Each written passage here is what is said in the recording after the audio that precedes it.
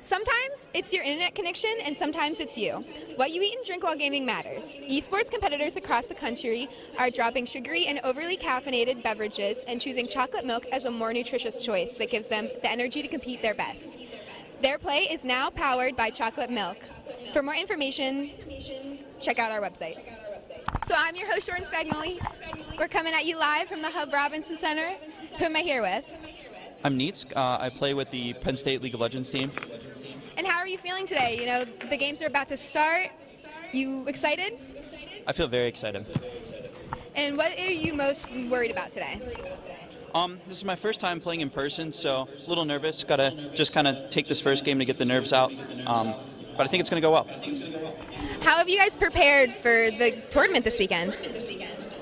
We've been practicing throughout the season, but most recently we've just kind of been working on our individual skill. So I hope we can show it today. Who do you think your biggest competitors are going to be this weekend? I think the D2 team, our rivals, Penn State White, we need to beat them. So yeah. Well, good luck this weekend. We're going to throw it over our casters. Make sure you guys stay tuned.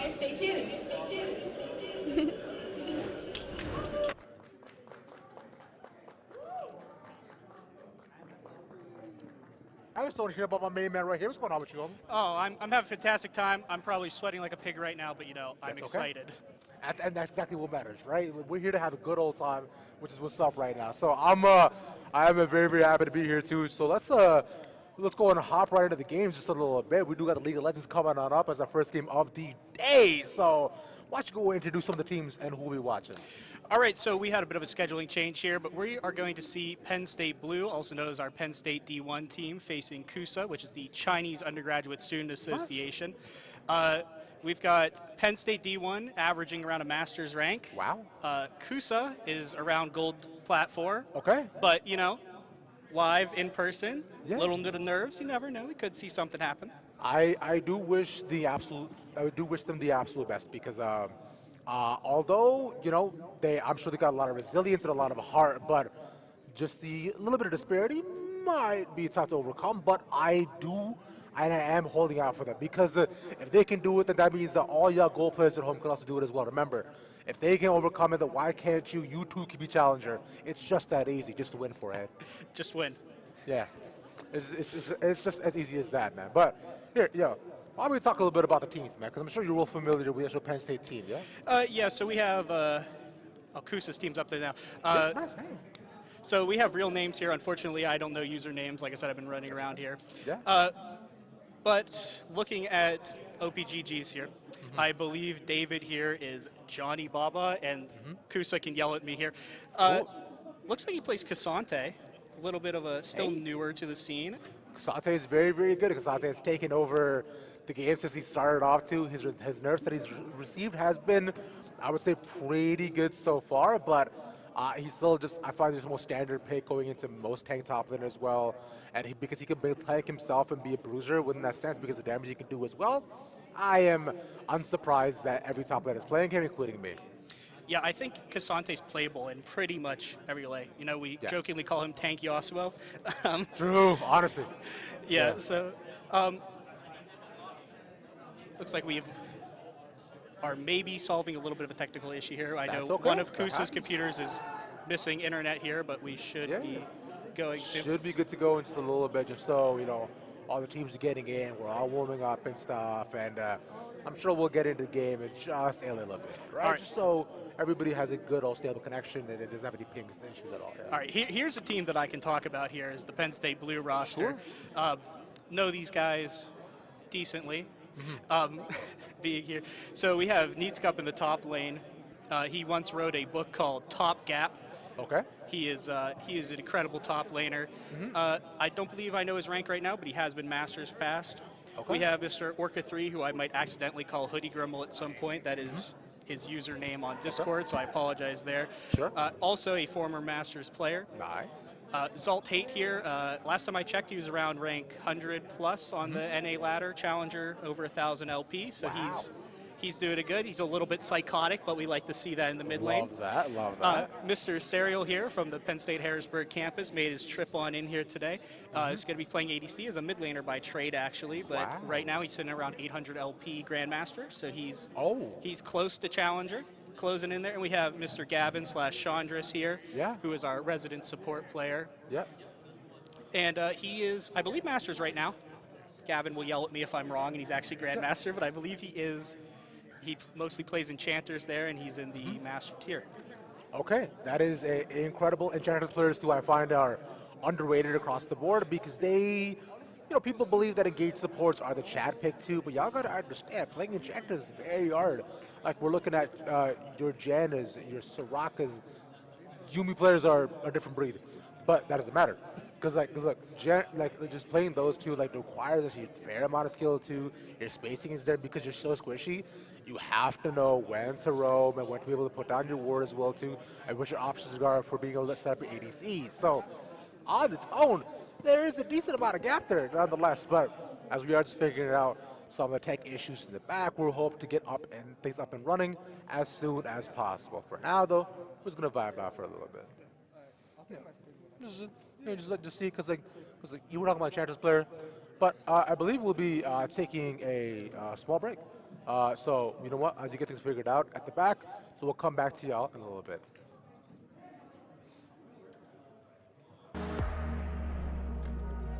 I don't have your audio.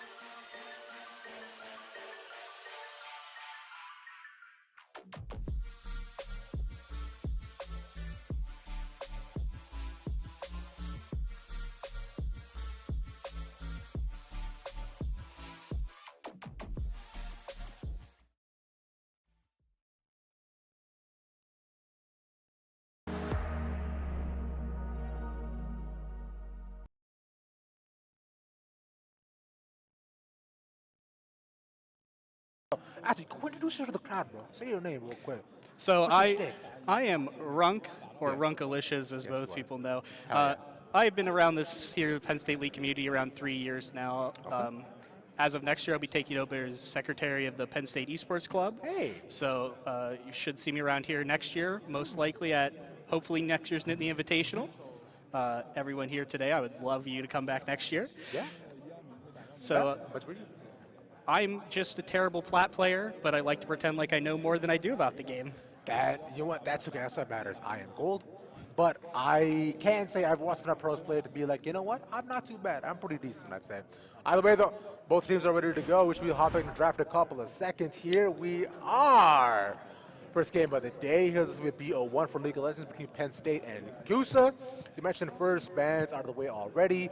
The Azir and the Lee Sin as well. So definitely going to be a lot more target ban based upon the players the players and champs that the both sides are more comfortable with. Yeah, I would assume we see Penn State just banning out preferences just because of, like we discussed, the lower ranks from the side of Kusa, and we do see Azir Echo, two very dominant AP picks right now. Yeah. The Lee Sin ban here from Kusa is targeted towards Mr. Orca 3. He is a well-known Lee Sin player, despite his trolling every so often. Nice.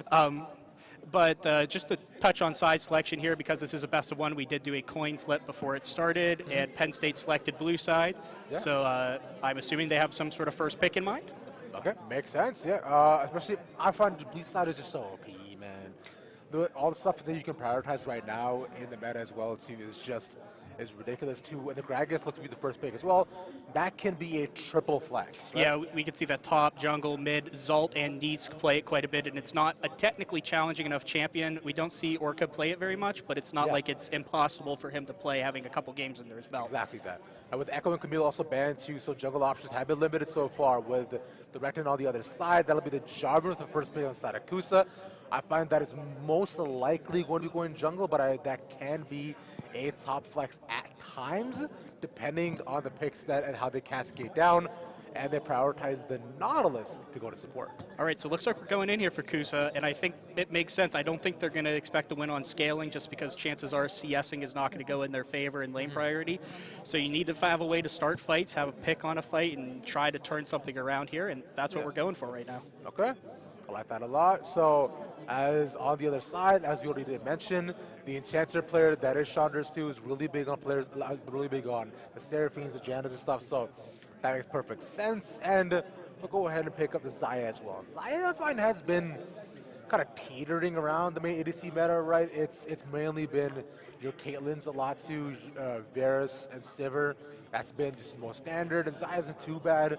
Scaling options definitely there too. You also crit Xayah if you want a earlier power spike, but yeah, not too bad. Yeah, what we see with the Janna and Xayah lane is that is, as I mentioned, as Kusa is going heavy engage. We have heavy disengage here. Xayah's ult is the single greatest self-peel that you can have as an ADC. And as far as Janna goes, Enchanter, she has the most peel of basically any Enchanter in the game. Yeah, and exactly that. So with the engage options that you're seeing already too, between the Jarvan and the Nautilus as well, so that should help stave off a lot of the other options that they might want to do in terms of engage. But obviously Penn State have options for themselves, right? So they'll likely come in terms of the actual jungle and top picks that they end up getting. With that being said, though, the Zeri banned away by Kusa. I find that there was already one ADC picked, and Penn State should likely be prioritizing more of those picks for themselves. So pretty much Bobo can have a ton of variety on what he manages to play. The top ban should be next for the side of Kusa as well, just to limit the options that Nittany does have, because as you were saying, right, he does have a preference, and I wonder if they let him have his one trick. I'm guessing the Zeri ban was either a miscommunication, or I wouldn't be surprised if Zalt played it mid, honestly. Yeah. We discussed it a little bit off camera here, but Zalt is a ADC mid enjoyer. Tristana is a lot of hyper-aggressive ADCs, so I could see him play it mid, but it most likely was just a bit of a miscommunication by the sound I heard over my shoulder just now. Yeah. But yeah, we just see double ADC ban from Penn State, diluting that champion pull, and Jack's ban here from Kusa, so they must think this is going to be a mid Gragas. Yeah, I think so. Yeah, that'll be more than likely just the actual flex. for what they're looking to go for. They take out the Aphelios too, as the Kai'Sa was also banned away. I was thinking Caitlyn would have probably been the best and safest option, especially Caitlyn not with all the lockdown that you have. Would have been great. But Aphelios, big old scaling pick, right? Aphelios now was a pretty standard lane back when hypercarries were a thing. And with the possible Jinx lane that was presented, I find this isn't too bad of an option. With the Annie also picked up from mid, so picking Tristana into Annie would be really tough because of how short you are, short range you are early as well. Annie can dominate that line pretty early, and it can also shut down any ring gauge drops at the Tristana. The Wukong picked up for the options for the jungle, and that'll be the Aatrox top, more than likely for Nitzy. Aatrox was huge a little bit ago, a couple of patches ago, but as right now, he's fallen off just a little bit with the tank meta being more present towards the top side. Yeah, I mean, we saw Aatrox. I believe he had 100% pick ban presence in Worlds for pretty much, I think, until the finals, basically. He is still a dominant top laner, still a very high skill top laner that you can use skill check people, which, as we talked about, Neats does outrank his opponent, so he can skill check there a little bit. Wukong, other than Vi, I think is probably the most busted jungler right now as far as skill cap versus their ability to impact the game. I mean, I like Penn State's draft better, but I would assume Kusa has picked Comfort, which is something we can't really measure. Makes sense. But we'll have to see. You never know. Exactly that. But because as you were saying, right, it's overall, as you cascade down both these different picks, I was looking at Penn State to have engage options, which they do now with the Wukong, and alongside that with the Aatrox as well, they had managed to pick up too. That's just another hyperscaler on their side too, which they can pretty much just use to, you know, like take over the game possibly. And aside from that, the Gwen pick I find is interesting because he does counter a little bit of the ranges that you present as the Aatrox, but you have to remember that once your Aatrox Q hits about level 3, and so once you're around like level 6 or 7, right, the cooldown on that goes down from like 10 to around 4 to around 4 seconds. So you can have that pretty much on refresh by the time the first 3 abilities are done being presented. And Gwen is only immune for so long, especially with the range changes past her E that you can step on as well. So that then presents an even bigger challenge if you're talking close range against Aatrox with the healing that you have. So this is definitely going to be much more of a skill check for both sides. The first kill could decide it all. Yeah, that's what I saw when I looked at this lane. We don't traditionally see Gwen as the counter option to the Aatrox. Yeah. But it's not like Aatrox is going to majorly counter the Gwen, so we should see just a bit of a skill expression here. Neats obviously is going to be happy to take that kind of agreement in lane that, hey, we're just going to, whoever hits their abilities and whoever spaces better is going to win because he thinks, you know, my rank is better, so I should play better. True. So I'd give him the advantage, but I also know that Gwen can very easily press R in a team fight and heal her entire health bar. So you know what, Grant, we've talked a lot about the Penn State side. Why don't you take me through a bit more of the Kusa comps and how you imagine these two comps interacting as well? Yeah, so like I mentioned, Kusa has engage, but they also at the same time have the ability to use that engage as peel for their Aphelios, which is something you always want. We see the Aphelios Thresh is always a combo that we can see in pro play. Nautilus is a bit of a variation. He doesn't make up for the mobility issues that Aphelios has, but you know, he still does the things that Aphelios needs, keeps people off of him, lets him scale. Hopefully he has red-blue guns, chakrams, and a Severum. They can win fights, and they have Annie, and despite Annie's nerfs over the several last patches, she still has around a 53% mid lane win rate. Yeah. She's actually still around 52% in support. She's not a bad pick, and she doesn't rely on much skill, no offense to Kusa, but she has a point-and-click stun. And point-and-click stun is the most broken ability in this game. It's part of the reason Udyr is absolutely ridiculous. Disgusting. Awful. And it's the same reason that Vi I mentioned is disgusting, because she presses R, and not only are you CC'd, you are suppressed, knocked up in the air, and you are half health. The whole thing. So it's not like the comp is bad. I just think that Penn State thematically is going to be better front to back in their team fight, as well as just people being on picks that I know they are traditionally good at. And that's essentially how we'll look to experience, you know, what goes on in terms of the actual game. But speaking of which, we have about 20 seconds until we manage to get into the game as well, too. Just about, about a minute or so while we, it's let the client load and wait for spec delay as well. Just so y'all wondering, make sure the teams have a good and fair start as we look to head into our first game of the day, which is, I'm sure everybody here is excited about and see what's going on between the two right here at the Nittany Invitational. Now, Grant, we talked a lot about the teams as well, about what we're looking to experience, and we're hoping for, of course, just great games in general. Now, thing has to be, I'm assuming you got to buy towards one team, right? It's hard for me to not have a bit of a Penn State bias here. CUSA is a Penn State organization, so I don't want to. They are just as much as part of this Penn State community, and we are so thankful for them for coming in when we couldn't get any other teams that would come. So we are so thankful. I just want to say on behalf of everyone at esports and league, we're so thankful for CUSA for coming out. They knew that they were going to outrank Penn State. Yeah. But it takes a lot of courage to go up and sit there. I play in an intramural league for the league club myself, and that takes a lot even just to be at your own room on stream. And so to come out here, sit on stage, and know that they're playing against top 1,000 players in the country, that takes a whole nother level of confidence and mental that I could not do myself. Yes, it does indeed, right? And so also a big shout out to them for just, coming on by, and I'm hoping for just a fun game in general. And I think that's exactly what we will end up experiencing. Nonetheless, though, for now, as we look to just head into the game in just about 60 seconds or so. But yeah, just do a small little pause while we make sure that, everybody has stable connection, things are fine and all. Aside from that, let me go and ask you too as well. Look, we talked a lot about the champs that are going to be in-game. Who's your favorite champ, though? This is going to be tough for me to say, but I started playing League back in 2019 when my freshman roommate got me into the game, and at the time, a brand new, unique champion had come out by the name of Yumi. And she's your favorite champ? Yumi is my favorite champ. I own every Yumi skin. I bought the new the new Shiba Yumi skin 2 nights ago. I bought it. I no longer play Yumi nearly as much as I used to, but she holds a special place in my heart as the first champ I bought with Blue Essence. Oh my God. It's shocking. What? I'm proud of it. I love cats. Why? And I would just like to say, Riot, bring back Athene's Unholy Grail. That was the single greatest item in this game, and it was Yumi's best item. You're an awful person. What's wrong? What? No. No. No.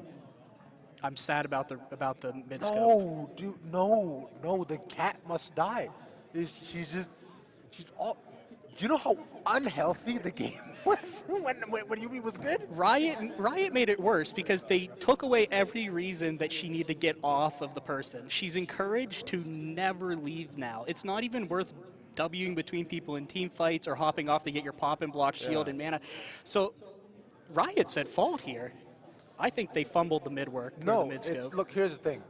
Invulnerability should not be a thing. The fact that you can play 2 champs at once should never be a thing.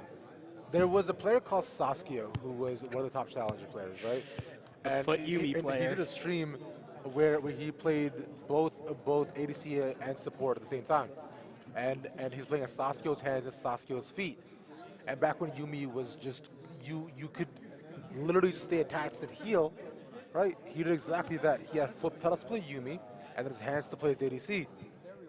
Because he couldn't trust any other support on ladder. You want that back? I don't want that back. People seem to forget when Yumi didn't have max mana percentage cost on her E. Yeah. When she came out, it used to be a flat 120 mana to heal, and then they added that. I think Yumi should sit around 45% win rate. I honestly do, because I view her as a champ that someone like me, who started playing in 2019 with his roommate, who was an ADC player, can get on and play. I don't think she should be in pro play. Like, I don't want to see Yumi in pro play. So I don't think she needs to be like 50% win rate even. I think she needs to be a low win rate champ, because she is the lowest skill cap champ in the game. I disagree. I don't think she's the lowest skill cap champion at all. No, I think the lowest skill cap champion is, like you mentioned, is any. like in general, because like the skill cap is a bad word for it, but it's just like kits who are simple. Like Yumi's Q is hard enough to aim, right? And also her ult requires pretty decent timing as well.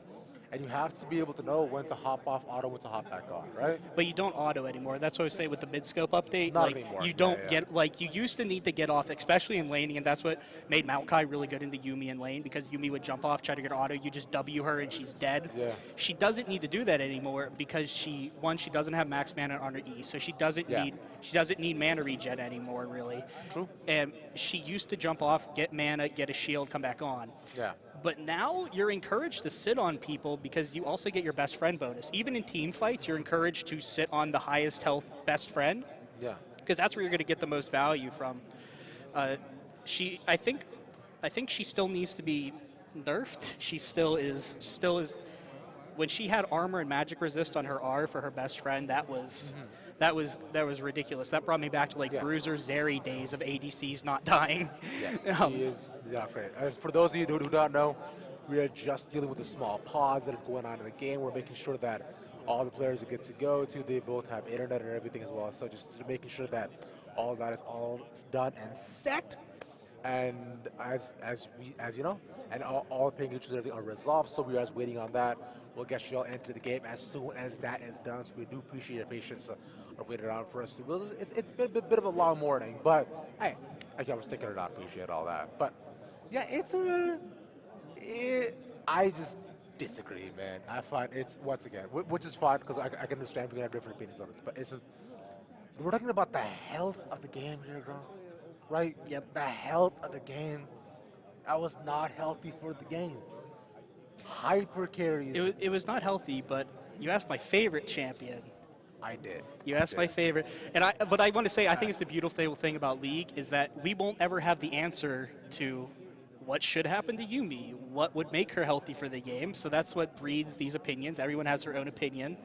And I think one of the healthiest things for this game is being able to sit down with people, talk through these things, kind of do these bit of brain puzzles, thinking through the situation. Yeah. And that's what I know people complain, like, there's 100 and what are we up to, 157 or so champions in the game. There's so many champions. Yeah. But it does open unique opportunities to, like, well, what if this happened and this champion interacted with this champion? Well, I think this would happen. No, I think this would happen. Yeah. It's like League philosophy, and I think it's really fun to be able to talk with people. It is cool, which is why I really enjoyed, like, there was a match that I played a lot back in the day. It was between Set and Volibear. This one, Set was decently strong and could build, like, a lot of bruiser. This was season right for this one. And this is when Sunfire ruled the top lane. And Volibear, I found, became a really, really strong pick. And both as a duelist, as a tank, you also got AP on him as well, too, at the time. And these Set Volibear interactions were really interesting because every time, let's say, Volibear ulted and Set did too, the showstopper, you actually didn't carry Volibear back, but he still took the damage in between. So you as Volibear could ult as soon as showstopper was going on, would not get displaced, and also be able to return damage as well. So that matchup became more of a skill matchup over time, but really, really fun. Because both Volibear and Set enjoy extended trades, but the fact that Volibear heals off his trades and Set does not is more so off his passive too. So it became like whoever was the better player won that matchup as well. It was one of the most fun matchups that I got to play. And I mainly played the Volibear side because I'm more of a tank player. But overall, to answer the question I asked you, my favorite champion is Aurelia. Because she is really fun. I miss old Aurelia personally. New Aurelia is just skill check, honestly, and she's one of the big hyper carry champions as well too, like a Kali and such. But she's just so much fun. Now, really important. What are your thoughts on AP Aurelia? AP Aurelia? AP Aurelia. No. No? No. What? No. You don't want AP Aurelia? No. Why? What? No. Your W damage resistance scales on AP. Your percent damage reduction scales on AP. That's like going AP Lucian. Listen, if the Baus can do it, or like anyone can do it. The Baus is the GOAT, though, so that's different. You got to remember, the Baus plays Scion, so he's allowed to do whatever he wants. Hey, I've seen him carry on AP Aurelia. That's good enough for me. I'm also just saying, man, I get like, look, AP Graves is also the exact same thing, right? But unless you can go comment on Graves, you can't go comment on Aurelia. He can. No, you can't. You can proc it with your W. I'm gonna cry.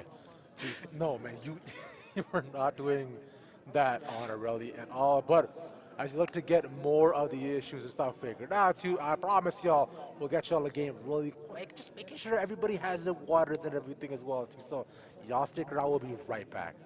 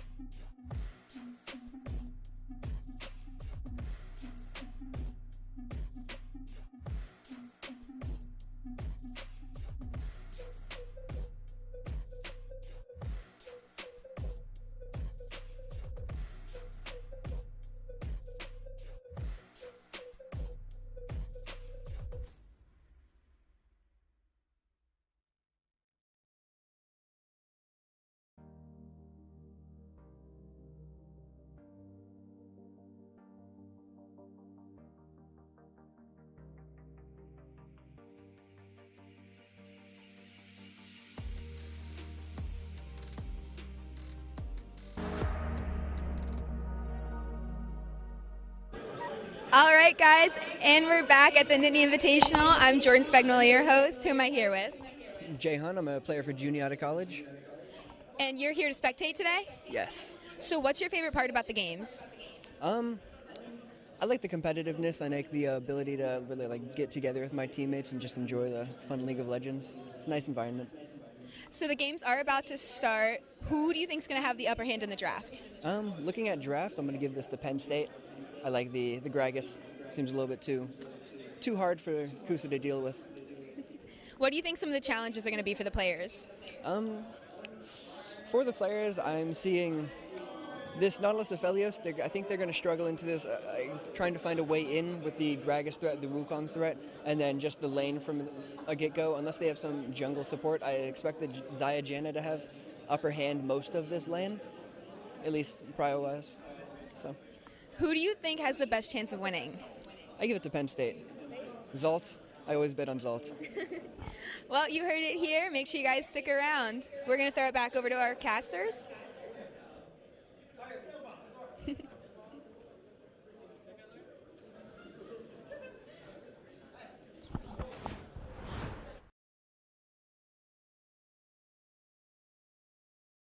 Get back. Gronk, we have the game pretty much about ready to go. So we should hopping in about 10, 20, 15, 35 seconds. Just one of the timers. We'll be into it. The players already once again too. With the lobby all figured out. Everybody's happy. Everybody's cool. We're all chilling. Yeah, League of Legends. Woo! All right. I've heard some yelling from the teams. So I did, yeah. They clearly are excited. So we should all be excited. You know, they say waiting makes everything more worth it. That can't be right. I disagree, but either way, let's go ahead and head on into the game. 3, 2, 1. All right here at the Invitational, and we're in. Woo! All right, first game of the day, PS Blue versus Kusa. As we've seen already, as well, all these sides, too, should be pretty standard in terms of comps we were talking about before. You saw the champs cascading on both sides, so I think we're chilling for now. Yeah, unfortunately, we went through everything. The only thing interesting I see here from the rune perspective is we do have Annie with first strike.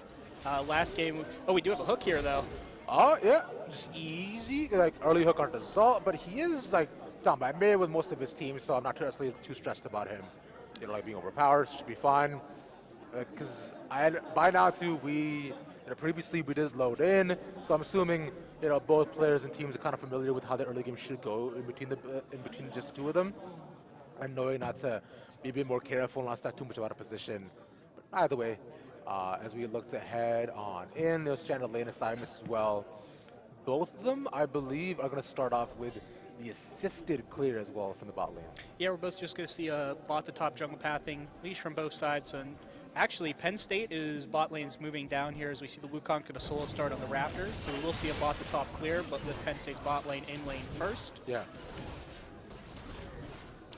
Yeah, should be pretty standard for what you're saying so far. And with that too, I find it was a little bit of an earlier hop off as well.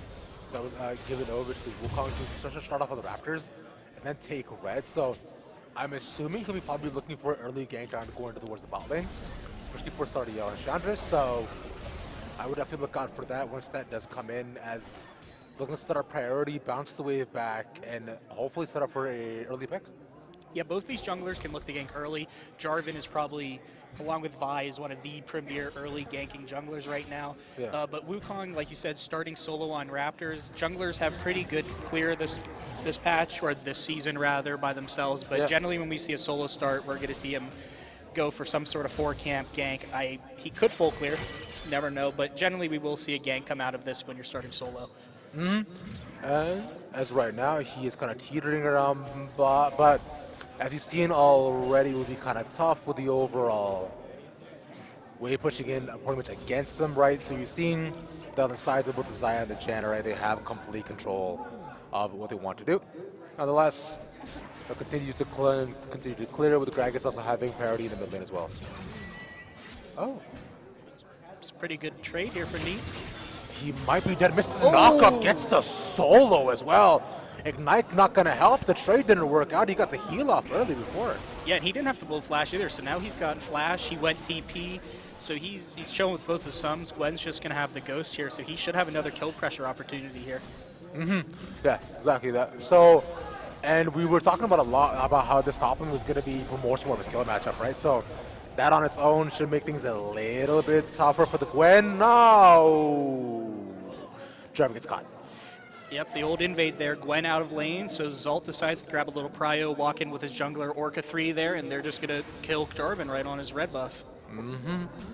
Unfortunate, nonetheless, it should be the most standard lane assignments as of right now, after which, right, they managed to gain early priority, but aside from that, it seems that the team is looking to calm down a little bit, but early game is an area where higher ranked players are going to be able to take advantage. The thing you hear from a lot of high ranked players is that lower ranked players aren't very aggressive in these early stages because they aren't confident. So I kind of expected Penn State to get the advantage in early game. As Chandra's a nice little tornado there for some good poke. yeah, because you can even see that even just SKR2 as well, who takes a bunch of damage early on. The trades really not going into the favor, and that's going to be the big thing to focus in on. As well as if the Zaya gets ahead, like so early in the game too, that'll make the life a lot harder for the rest of QSET, because considering we're talking a lot about all the engage options, although they lose early game, if they can scale up into mid past about 15 minutes or so, and they can find a better fighter on the Dragons naturally, which they show to control, then things should get better, and that is a second solo kill for the Aatrox. Yeah, things are getting better for Neats mostly, as he is in a position now where anytime this Gwen exists in his lane, he can say walk away. Chandra's had a blow flash there. And so early on as well, like we were talking about the potential of what they can do with the Nautilus, and against Jen as well. This Jen has been controlling the lane so well, not allowing Nautilus to get even a little bit closer. And considering she's already managed to get a pretty heavy control of how the lane is looking to push against 2, and with how the vision is set up as well, Nautilus is definitely looking to roam once it comes to about level 4 or 5 and look to match up with Jarvan. And once he does that, then Aphelios is going to have an even harder time in lane to be able to sustain by himself, especially with his wave state. Yeah, the challenging thing on the engaged supports that want to roam is knowing when you can roam. Janna Zaya is not a duo that can really dive underneath your tower, so Aphelios can play mostly safe as long as he does have his flash. He did go Ghost, so he's going to have double mobility, so he probably is going to have a little bit of trouble surviving under tower, just because Ghost doesn't offer much value under tower. So we're going to have to see here if Nautilus can find the correct roam timings when there's not a jungler bot lane to help with that dive, because like you said, if Aphelios is left alone, he's just going to be gone. Yeah, and I don't think he's going to leave lane for quite some time, because Aphelios needs the help as right now. He needs to be able to farm up as well, especially with the lead that Zaya has already gained, right? He's up almost 25 farm against him. And there's a crashing wave after wave. Farming on a tower like this for ADC so early on is not conducive to good health. And because the Prio, naturally, first dragon goes to PS Blue. Yep, only waiting a minute and a half after it spawns here, so a pretty early dragon. Not surprising considering we've seen Jarvan die in his own jungle, and we've seen the farm advantage here from the bot lane. Aphelios is not behind nearly as much as I would have thought he would have. He's doing a very good job keeping close. Nautilus' Relic Shield is doing a good job helping him out there, getting some CS that he wouldn't otherwise be able to get. Yeah, so for now, at least, like both sides, especially PS Blue, has decided that they're not necessarily in any sort of way set up to try to take any more kills early on, and they're just looking to build up their farm lead as well, because they can also decide to just play, scale it back, and wait until Kusa that they do slip up. As oh my god, man, Neatseek is just destroying this Gwen. Yeah, Directed Camera's not a fan of Neatsk, doesn't want to take us up there very often, but Neatsk is doing just what we said he was. He is skill checking. He's saying, I know I'm better than you, and I'm just going to kill you on cooldown. And here's, that's his ult now there as well, but fighter into the tower, they're matched to route 1, and Saria's locked down with the Graviton, but they can't actually get the full route either. A couple more inches back, Kurobalto's also there around looking for the support. The wave is pushing it against them, and they can't move in. The barrel actually moves him back, and Zalt can't find it. That was a really nice explosive cask there from Zalt. You could tell, like I mentioned, he's a bit of a psychopath. He wanted to go in there. It probably took every fiber of his being not to commit to that dive. Probably a good idea not to at the end of the day. but still a nice cast, even though he doesn't get a kill off of it. Yeah, because you're seeing that with the wave state that he's in, if he actually does end up getting the kill and dies there too, he misses the timing on this wave, he probably gets pushed in, loses the experience lead that he already has, so he doesn't want that either, because you can see he just cascaded from top to bottom. There's just been farm leads across the board. Aatrox doesn't have that, but he has 3 kills, Yeah, so that's better. It's hard to get CS when you're spending 90% of your time killing Gwen. It makes it a little difficult to hit minions here, but he is not like he's behind the wave here, as this could be another angle here. Here comes Zalt. He doesn't get either the knockup, so doesn't have the seat spot on that either, but he lands the 3rd sweep, but that's the most dangerous one. He's gonna auto him down, that's it. Oh my god, he's so far ahead. Wow. Oh, imagine needing help from your jungler needs. Decides to share a little bit of love there with his jungler, at least let him get there. If I'm checking real quick here, he's up around 1,700 gold at this point. Yeah. That is a tough lane to be in that one. If you're Gwen, you just cannot get close anymore. Yeah, and it's not like you can really lane swap easily, because I don't think Annie's going to have a good time into it at this point either. So you kind of just have to keep walking top and just taking it and hoping you can play safe. But playing safe as of right now might not even be possible anymore as they continue to get farther and farther ahead. Almost already about 4K for themselves. But Ferald also given over all early objectives on the side of PS Blue. Naturally, this is a BO1 that both of them are looking trying to get. Yeah, and due to some scheduling issues that we've had today with setup, we did have to truncate the schedule bit, so there is no semifinal anymore. So it's just going to be whoever has the best 2 records after this round robin's in. So every single one of those best of ones is so important. Penn State's playing like they need to win this. They don't want to let any mistake risk their chance at the final tomorrow. Exactly, yeah. So talk to me a bit more about the PS Blue team as well, too, especially with the players that you've experienced and how the season has gone so far. So the really cool thing about this team is that we have people from all over in campuses, including the world here. So we have Mr. Orca 3 Hoodie Grimo is actually from Singapore. Nice. So he is from there. I mentioned Serial actually goes to Penn State Harrisburg, so he's one of our Commonwealth campus members, made the trip up here. Zalt, what's really cool about him is he is a freshman.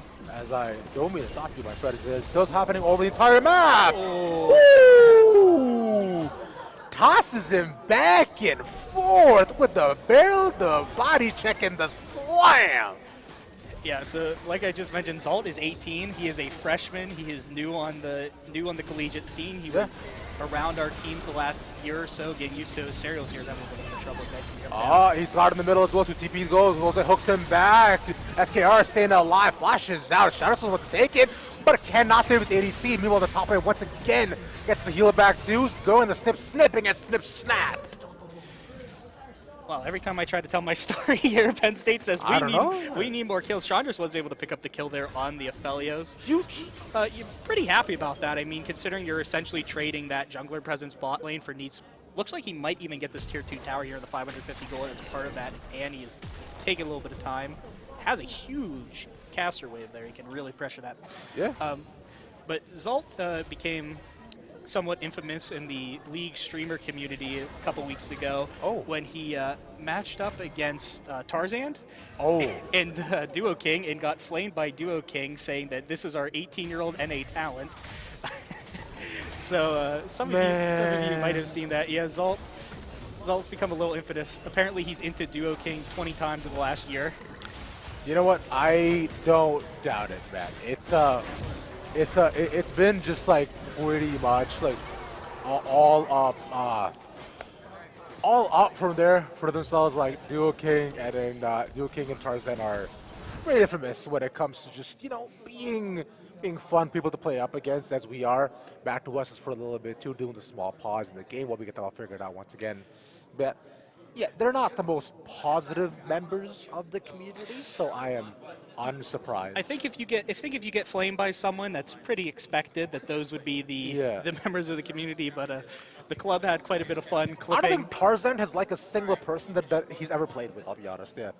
Like he's either just okay with them or doesn't say anything about them, and if he doesn't like you, he puts out an entire thread about you. He likes people that AFK, so he doesn't have to deal with them. Those are his favorite people. I agree. I think so, and I think that's the best he can do. In fact, the best played, the absolute best way to play League of Legends is just turn off all chat.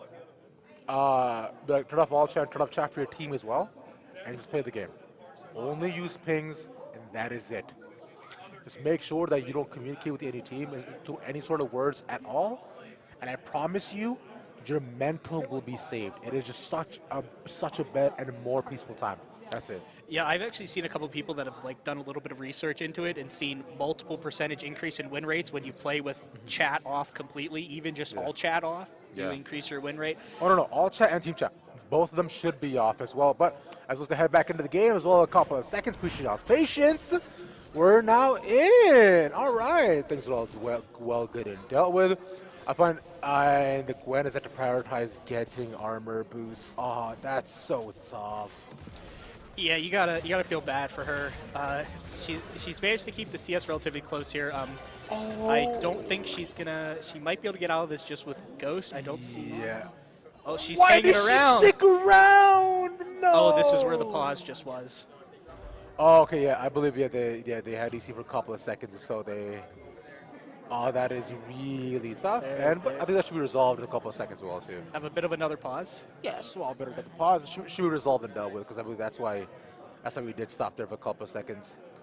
But either way, looking to reiterate, go around a little bit. I believe ZV, does have their teammates around the corner, so they hopefully might be able to get the trade as well. But considering that Nittany does have ult, she doesn't have ult up yet, so the World Ender will not be able to help out of the 1v3 because the main thing you're looking for at Aatrox is resets.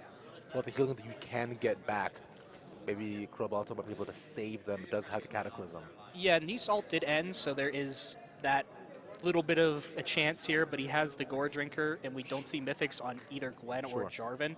Yeah. But I mean, like you said, Cataclysm is just that good of an ability where it can really screw over champions like Aatrox that need to kind of move around, get their sweet spots, and it does a pretty good amount of damage, all things considered. Yeah.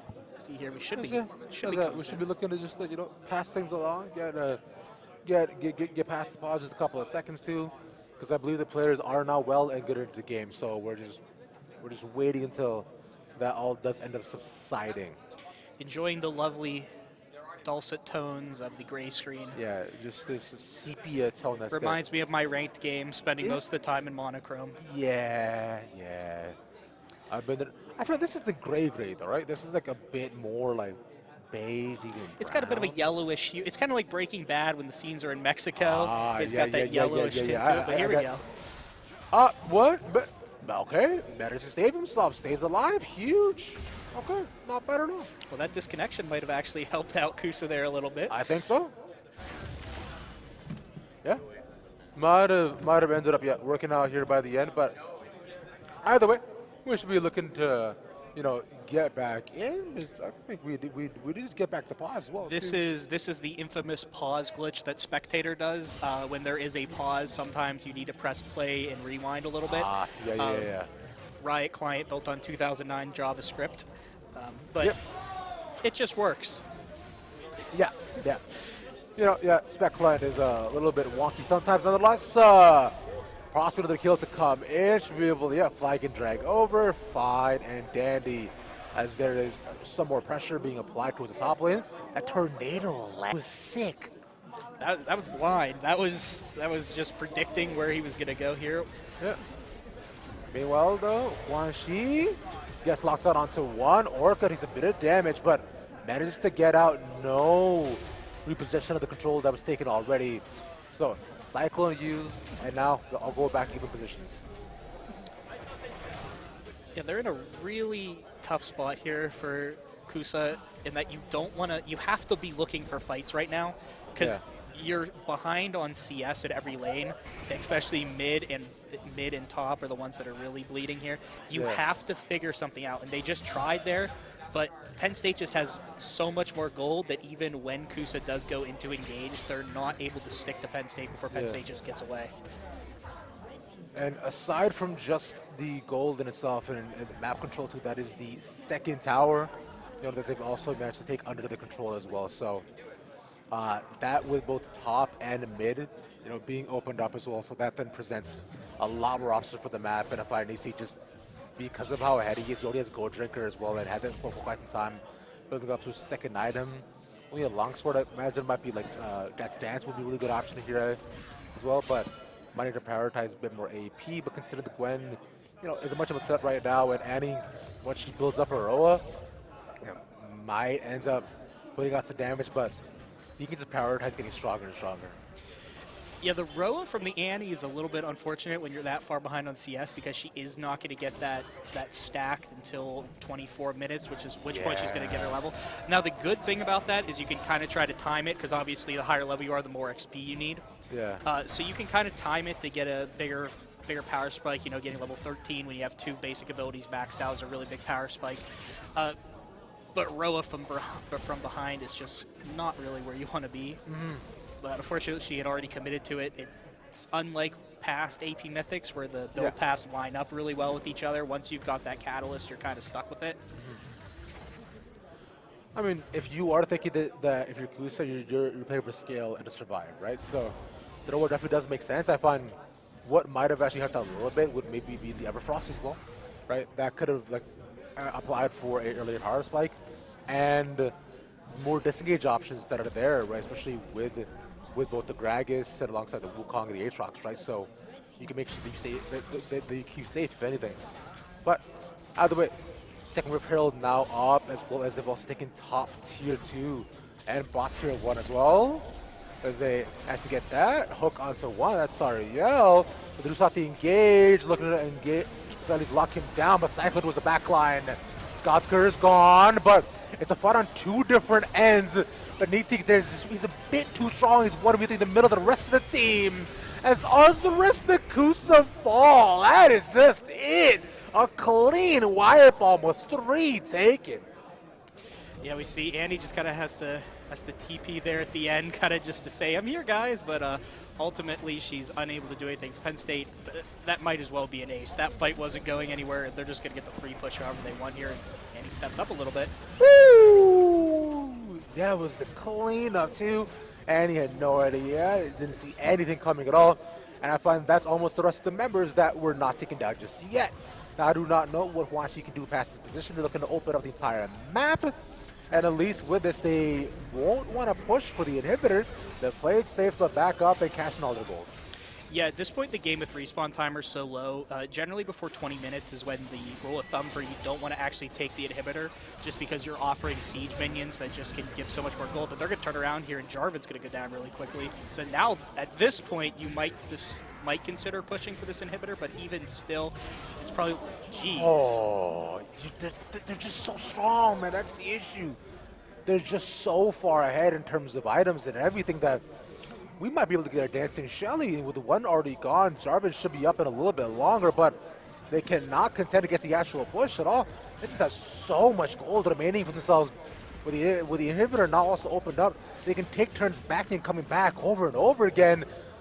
But are they going to push for the towers after this? Oh my god. Yeah, I think Niska's just saying, like I said, generally you don't take the inhibitor because it's so early, but I think Niska's saying, I just have so much gold, guys. Let's just shove this. They just get popped, man.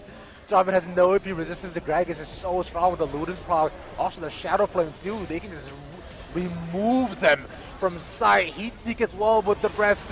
Shelly now looks to go down. And they got Cycle in front of the base.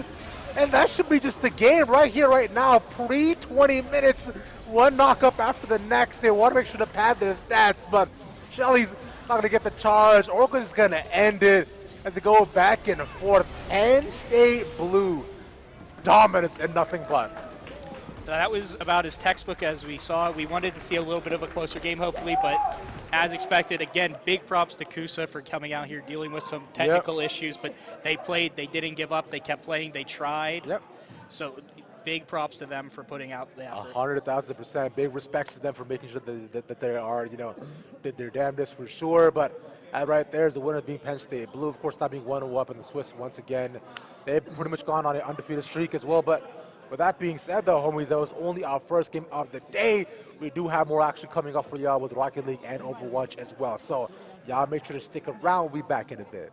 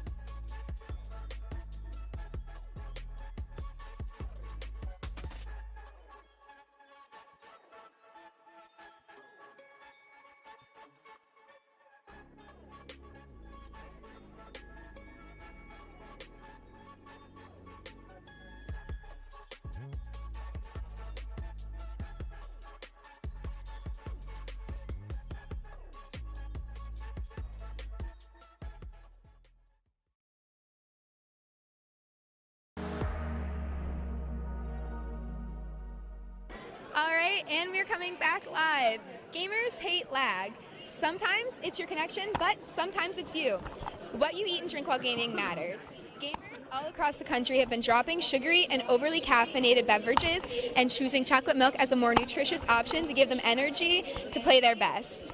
This play is now sponsored by Chocolate Milk. For more information, go to poweredbychocolatemilk.info. I'm your host, Jordan, and we're back. Game 1 just ended. I'm here with one of our spectators. Can you tell me your name? I'm Amit, or Bane of Hades.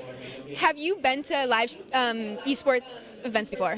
I think I went to one last year or something. This is the first full-on one, I think. And how's the experience been so far? Other than the delays that have been happening, I think it's been pretty good. It's been exciting just to see everyone here playing in person. Who do you think stood out to you in this first game? In the first game, Needsk, of course, he picked Aatrox into Gwen, which is sometimes a bit of a difficult matchup. But he really pulled through. He made a big advantage, a lot of solo kills, and really propelled his team forward. I also thought overall, despite the lower ranks, CUSA were putting up a good fight, really playing aggressive, trying to get those kills and wins. Yeah. What are you hoping to see as the weekend continues? I'm hoping, some more good games, maybe a bit more even games perhaps, something close, makes it more exciting.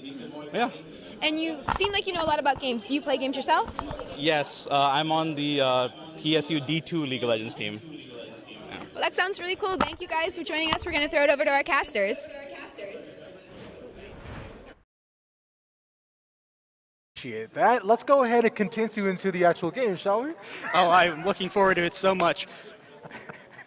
I am as well. My friend will be getting set up into the League of Legends game for y'all, as we do still have the same, Penn State blue side. But who else we got beside them, Tom? So we've got a bit of a local college here from Juniata College. They are I can't remember how far, about 2.5 hours away, nice. Close to my hometown of Altoona, Pennsylvania. Nice. So they are a bit of an in-state rivalry here, have a nice esports program going on, scholarships and all. So yeah, real deal here. That's super solid, and as well, too, we'll be able to look at the rosters, too, in just a couple of seconds. Now, we were talking a bit about the actual Penn State roster as well that we had previously. This is the Juniata roster. We're saying we got Dresden, Valantis, Circulum, Leo, and Dog, and a bunch of numbers. Dog? You're not going to say Dog 18763 every single time? What? No, why? It's a skill test. Yeah, rolls of the tongue, doesn't it? Yeah. It's a real good name. It's easy as that. But either way, the matchup here, too, I found it should be much closer against the Penn State squad of blue that we just witnessed as well, too. Both these sides have pretty much been challenged as Masters as well, too. The Penn State guys maybe a little bit higher in terms of the numbers that they have across the Masters side, but, I find Juniata as well, too, haven't done too bad. Yeah, and I've actually had the pleasure of coaching against Juniata's teams before when I was coaching for the Penn State D2 team. We got to play against Valantis here, who is definitely the premier player on their team. They are a very solid squad, and I think this could be really cool. I haven't gotten to see them play against our D1 team yet, so I'm really excited here to see how this kind of local rivalry is going to play out. Okay, I'm very excited to see that, too, and I believe with everything all figured out, we should be heading into the draft in a couple of seconds. Well, let's go. All right.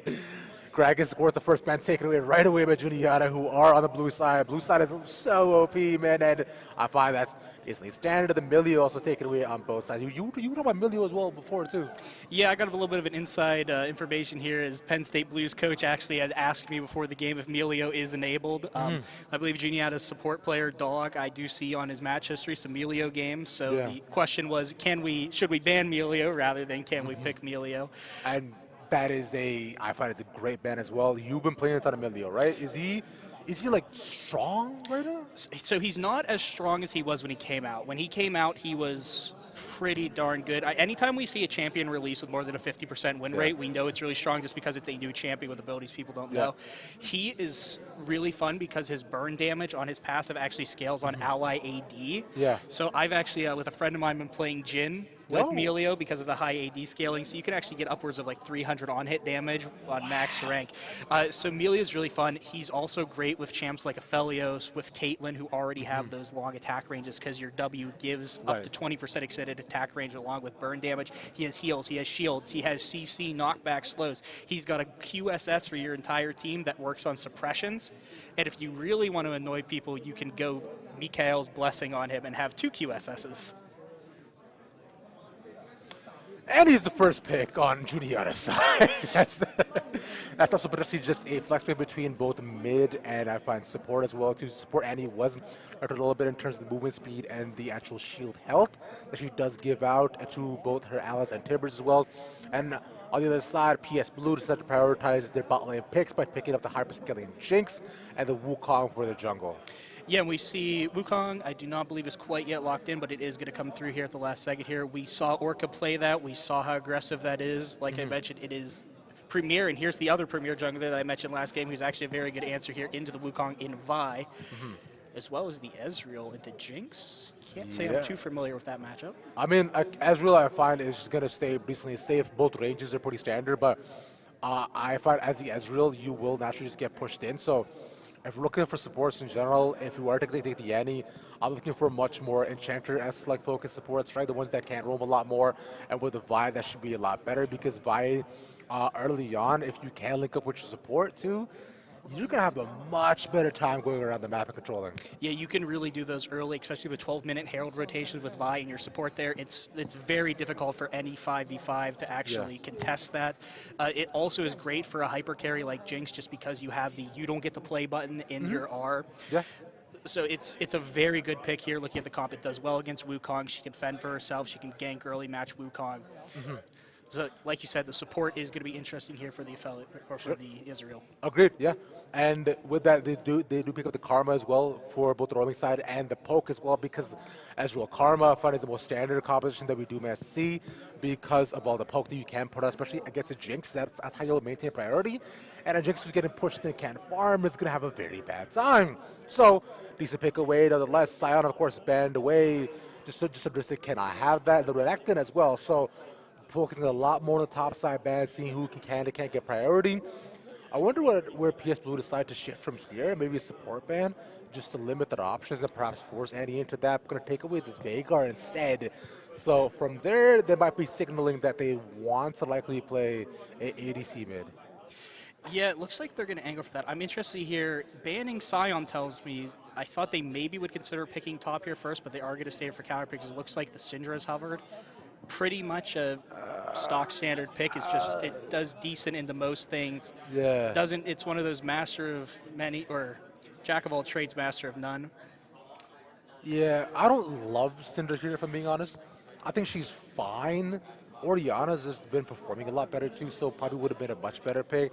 Especially with the Wukong too, you have ball delivery systems across the board, so I would have definitely preferred it, but that's me. Aside from that, like you're saying, Syndra's just standard.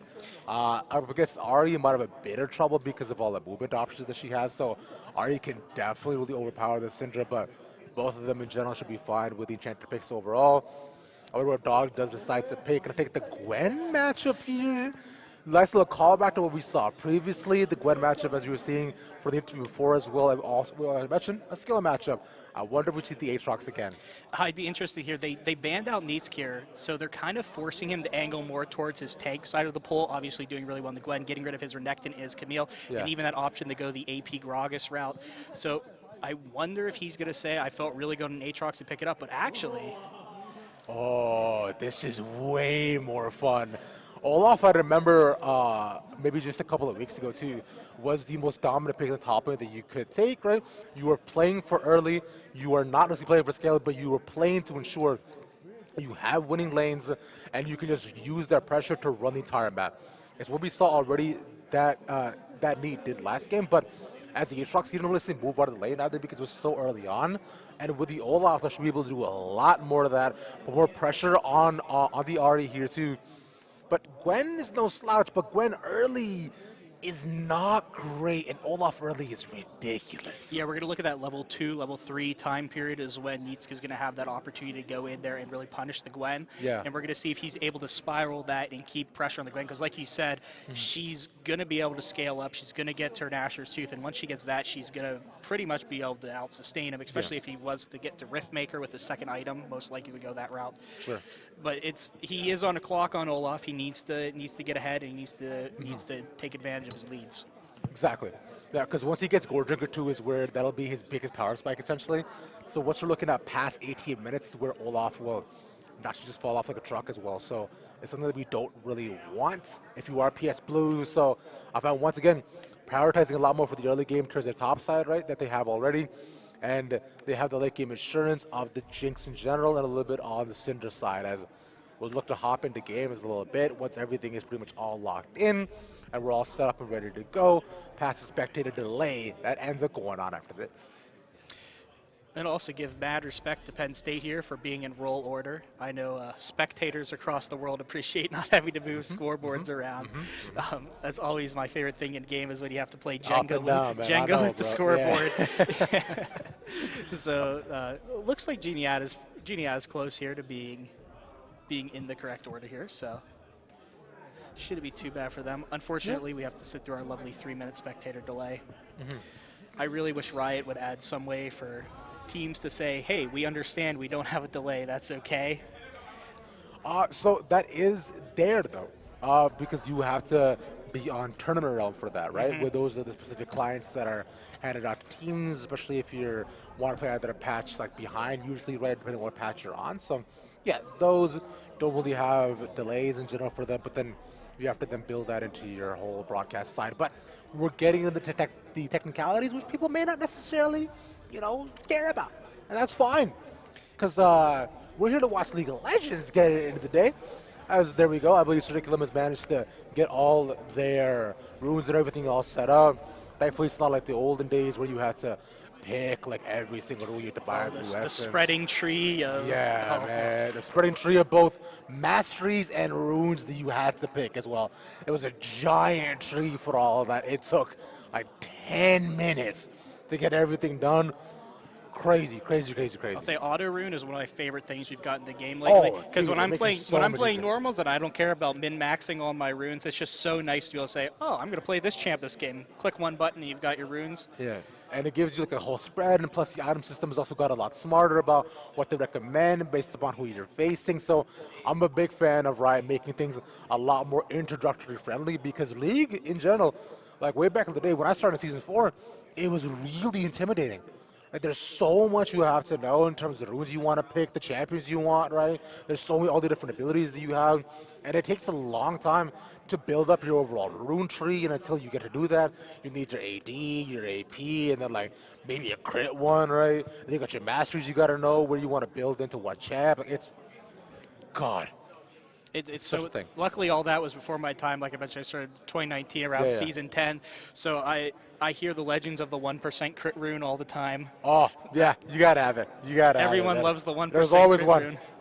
Rune. So, like, I've seen videos of it. I've gotten to see it, but I personally have the pleasure of never having to experience that. Yeah. I did have the old item system for a season, so I am familiar with that fun.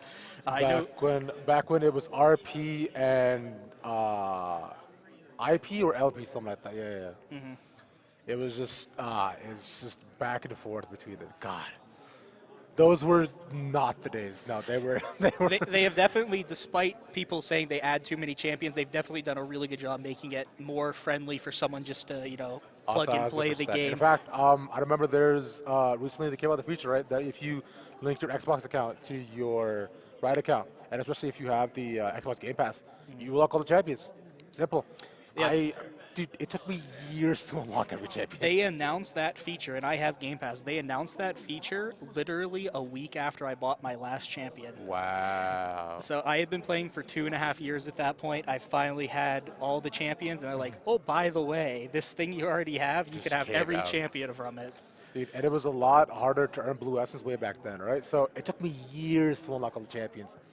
You had to think carefully back then if you were a grinder about which champions you wanted at which time, which ones you wanted next, man. I'll speak as such a boomer with going through all this, bro. I've been playing League since 2014. I've been playing since Yasuo came out. So it's been a long time. I've seen metas evolve and shift like back and forth to things that are okay to things that were not so okay. Like Ardent Sensor meta was not okay. Like back when just all the tank changes came out, that was not okay. Tanks were way too good. Or back when you could play Enchanter's top, where you could play Smite Gen top, where you could play Echo top, Fizz tank. Yes, I remember the days of Smite Janatop. Those couple patches where we were seeing that was like the least fun thing ever. Nightmare. That's all that was, yeah. But I'm glad that all that's over with, too. We should be heading to game in just a couple of minutes or so. So thank you all for sticking around. The game, all the teams are into. We managed to deal with everything that we can, and hopefully, we managed to see a different flavor of game as we head into this one too, as we're a lot closer in rank as well. These teams have been playing together for a lot longer as well too, and I find the comps that are spread out as well make a lot more sense for both these sides. They do have counterplay on both options. We look to head into game in a couple of seconds. Game 2 of the day. Woo! Let's get into it. Thank you. You excited, man? Are you excited, man? Oh, I am absolutely thrilled here. It looks like we might get a little bit of a invade action here from Penn State. Yeah. I mean, only like 3, that. so we might just be looking to get a ward here. Looks like they were spotted by Volantis. I do like that. Big fan. But yeah, with just early information pretty much given over that it will result in much, but at least to get early info down as to where the Junkers might be starting, they couldn't get the final take of the ward. So that's a little bit tough. They'll have info on Vice pathing when she gets towards her blue. They're still sticking around. Something funky going on here. They could punish her. This could be huge. They might be waiting for her to walk back to lane. Oh, they most definitely are. And giving Olaf an early kill here is incredible because that would just completely shift the pacing of the game. Gwen realizing this puts the ward down. Nice. Sniffed it out early. Did have to give the ward over, though, which means level 2 is going to go early to the solo laners. Both of them got the assist there, getting the XP. Yeah. But the other option was dying, so I think you're willing to take that trade. Definitely not ideal, but they're going to start off on the Vi's blue as she takes her red. They should know that this is actually happening, but if the Wukong is, smart, which I believe they are, he'll probably try to run straight to his own blue, or at least get a ward down there, if anything. But I think we might be in for a little bit of horizontal jungling, if anything, just to make sure that Vi isn't too far behind. A bit of the classic cross map. There was the meta about a year and a half ago was all the rage was the cross map jungling in LCS. We saw that all the time. And it's something we tend to see with higher level junglers that are more comfortable knowing how much time they have to go over and get other camps. Yeah. That kind of jungling just isn't as strong right now because of the XP changes on camps, right? So you actually get less XP off your opponent's camps, which is crazy to me. Yeah, the damage resistance is gone from, remember when we first did preseason, they actually had the damage resistance, but it's a little more viable, but like you said, it's still not ideal to do. But the 9 resource in general can be fine, but you set up with a gang, Circulum. It's a little bit of damage and no sums blown. Looks like Vi was able to grab that buff there. Yeah. Should be fine for now, but neat. Naturally just controlling the pacing of the lane on the game, at least for himself, right? But fighting against a Gwen head-on is, of course, not something that you can do as well as an Olaf because your resistances in general are just so low. And as a Gwen, you should be able to heal up and sustain in lane until you get a bit more damage, since you are playing so far back on a tower as well, right? So that is at least a positive side, if anything. We'll see what goes on after the first back. Ezreal, though, going to just push the Jinx in as any Ezreal lane, which we were expecting to. Done a good job. Syndra almost with a solo kill, but pushing Guardian back under the tower. Yeah, and I think Gwen's kind of escaped some of the more dangerous phases here. I mentioned level 3 could be an area where Needs could look for the kill here, and we did see him level 2 actually getting some good pressure there. Yeah. So Gwen has escaped the first Grisky period. As you mentioned, Olaf's big spike is going to be that first item. Yeah. They might try to put him behind here a little bit. Should be able to do it. Pops the Ghost, and that's more than enough. The Ghost is also a low enough cooldown, too, that it's just not worth it trying to engage upon, nonetheless, but Vi showing top early will mean that the bot lane is free to trade up, which is exactly what they're doing. And it's going to be a challenge of spacing here in the bot lane. Directed camera hasn't showed it to us very much. Yeah. So there's a bit of a trade here. Nice doesn't want to go in. But yeah, either way, yeah. The Karma Annie matchup has a similar range to it. and what they're trying to accomplish with their poke. So it's going to be a challenge of finds the timing on the Olaf, underestimates how much damage he can actually take, but the complete snipped, catches him by surprise, and that is huge for Drizzt. Yeah, I don't think anyone expected that amount of damage to come out of Gwen, even with max stacks on the snip there. Yeah. These clearly didn't expect it. Because the thing was, too, is that he actually uses E to dash in, so that not only gives you extra range on the E, but also extra damage on your Q and snip, right? So that gets healing off him. Plus, crucially so, what a lot of Gwen players do, or may or may not know, you want to try to aim for most of the damage being in the middle of the scissor. Yeah, getting that true damage out of the middle there. Yeah, so that actually applies like much more on hit, and that's exactly what she caught him. It's kind of a mini version of the set W where you need to get that middle lineup.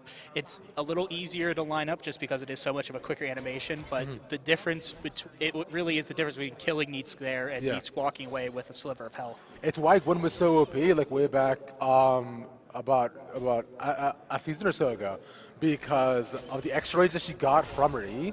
You almost always hit the proc of the middle of the scissors, so you were able to outstride pretty much anybody in lane and get healing back on that too, which was the craziest part. So Gwen almost never needed to prioritize backing. She continued to control the game.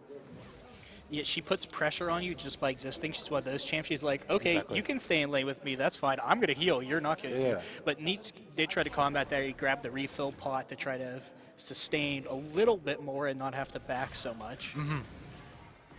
Yeah, a little bit smarter, like knowing that if he does fall full enough, he would be executed like that again, right?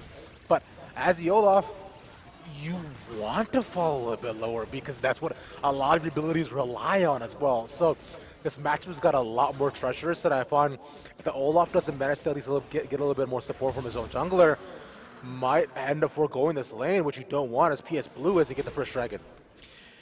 Yeah, it's a bit of an advantage for Penn State to be able to get that one there. They saw the backs go off, had the vision control there at the control wards. They were just able to take that.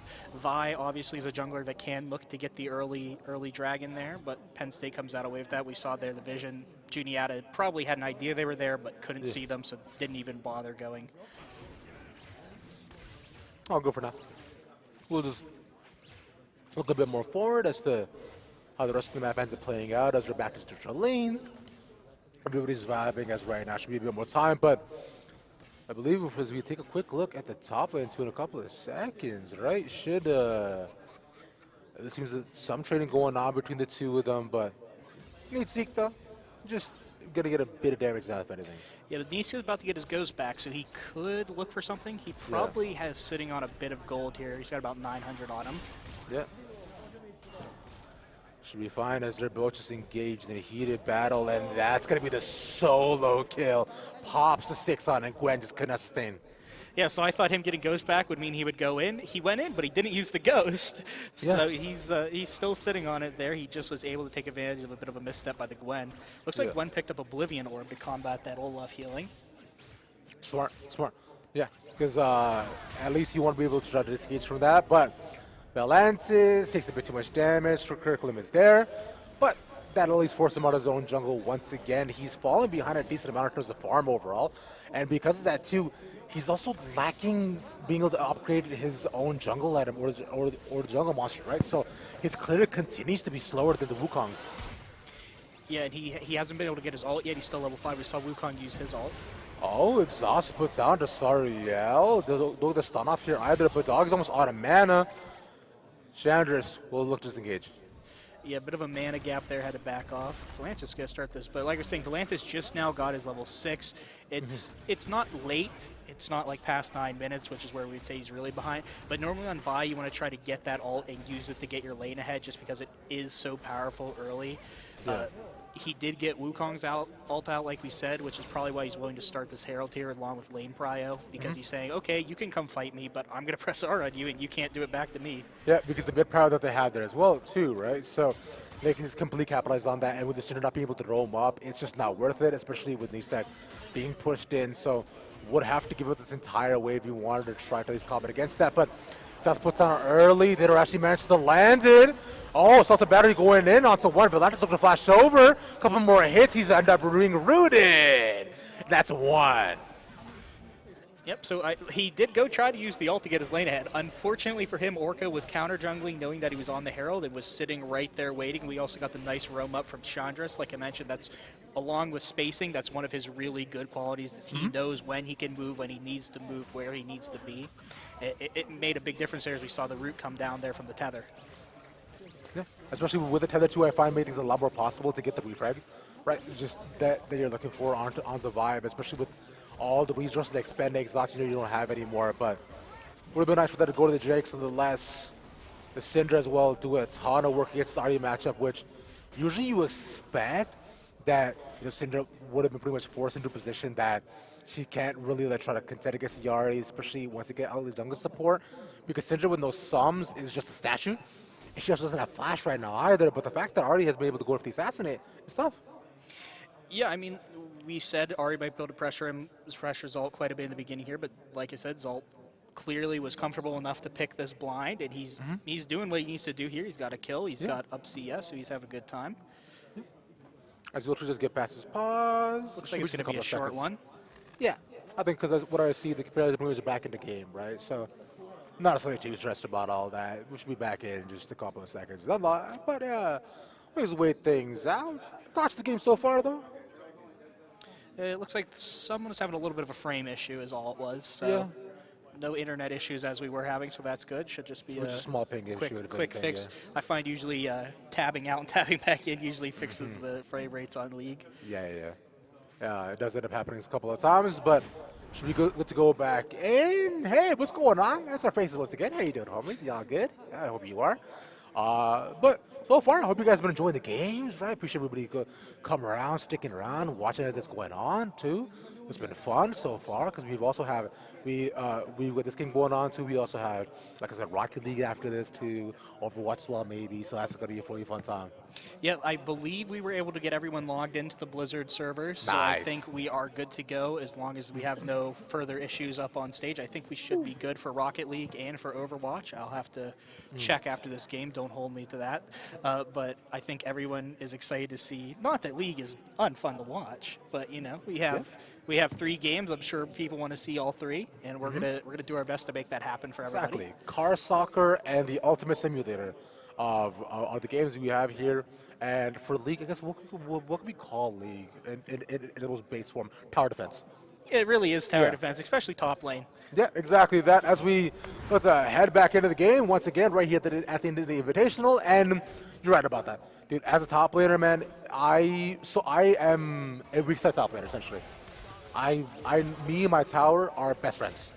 Top lane isn't over until both towers are gone. Dude, don't even get me started. Whoever takes tower first wins, but that lane, you're not allowed to leave top lane until both those towers are gone. Not even, man. Whoever gets the first kill wins. And you're just stuck hoping that your jungler maybe remembers you exist for a couple of seconds. You see him making his way up to his Gromp, you're like, oh. Nah. Balance is still looking to set up a lane gank, going down, has stuck into the bush. Needs for this wave to push in a little bit further before he can do that, though. For that to happen, yeah, I think he's going to sneak in a little bit further. From what I'm seeing so far, though, should not be able to do so currently, but I think Jinx the rest have sniffed this out. Zaltace is down there, but they put it under peril, and all they're going to get is going to be plates. Oh, Shelly did get rooted, but can't stop her from charging there. Oh, 1 plate hanging on there by about 50 health is a little sad. Yeah, unfortunate. Yeah, it's not a big deal, especially when you're playing Ezreal. If you can get this wave in, you should be able to auto it and just get out of there easily with your dash. Yeah, because as Ezreal, you're not really prioritizing, like, okay, yeah, I want to get all the gold in the world right now, right? You know that it'll take a little bit of time before you can do much at all. The Lances takes a bit of damage. Might have gotten caught out. The entire ultimate in. Big Tibbers to stop them in the middle. Cyclone out as well. Dog caught, flashing out to 2. The second knock-up onto one once more. Jinx is excited. Pops over. Doesn't get the slowdown onto Leo either, but they can't get the stun under the tower. Want to try to get this, but they got to put Wave in. Nice! Yeah, it looks like he could have lived the second tower shot, but does a really good job getting just far enough in to get that kill with the extended range, only taking 1 tower shot. Yeah. And now he can go right back to clearing his camps if he really wants to, or most likely just going to go ahead and start this drag with Chandras. Yeah, so this is exactly what we're looking to happen, to continue to happen for PS Blue, because really a big tonal and just overall game shift, right, is that we're at 12 minutes in. Last time we were here, I think they were at 12 kills to 1. Yeah, this game is much closer than we've seen before. Penn State does have what I'm saying about a 3K gold lead right about now, and they obviously are up 2 drags, but this is not an insurmountable lead. The jungle is a little bit rough. Mostly that's where you're going to see a large part of the gold gap is. Yeah. But it's not unplayable for Juniata. No, yeah, this is perfectly fine for them right now, because consider they're only about 4K gold up, right? It's that lead will eventually just start to dissipate and be a little bit less relevant as we get into more of the tower placements that they're looking to get.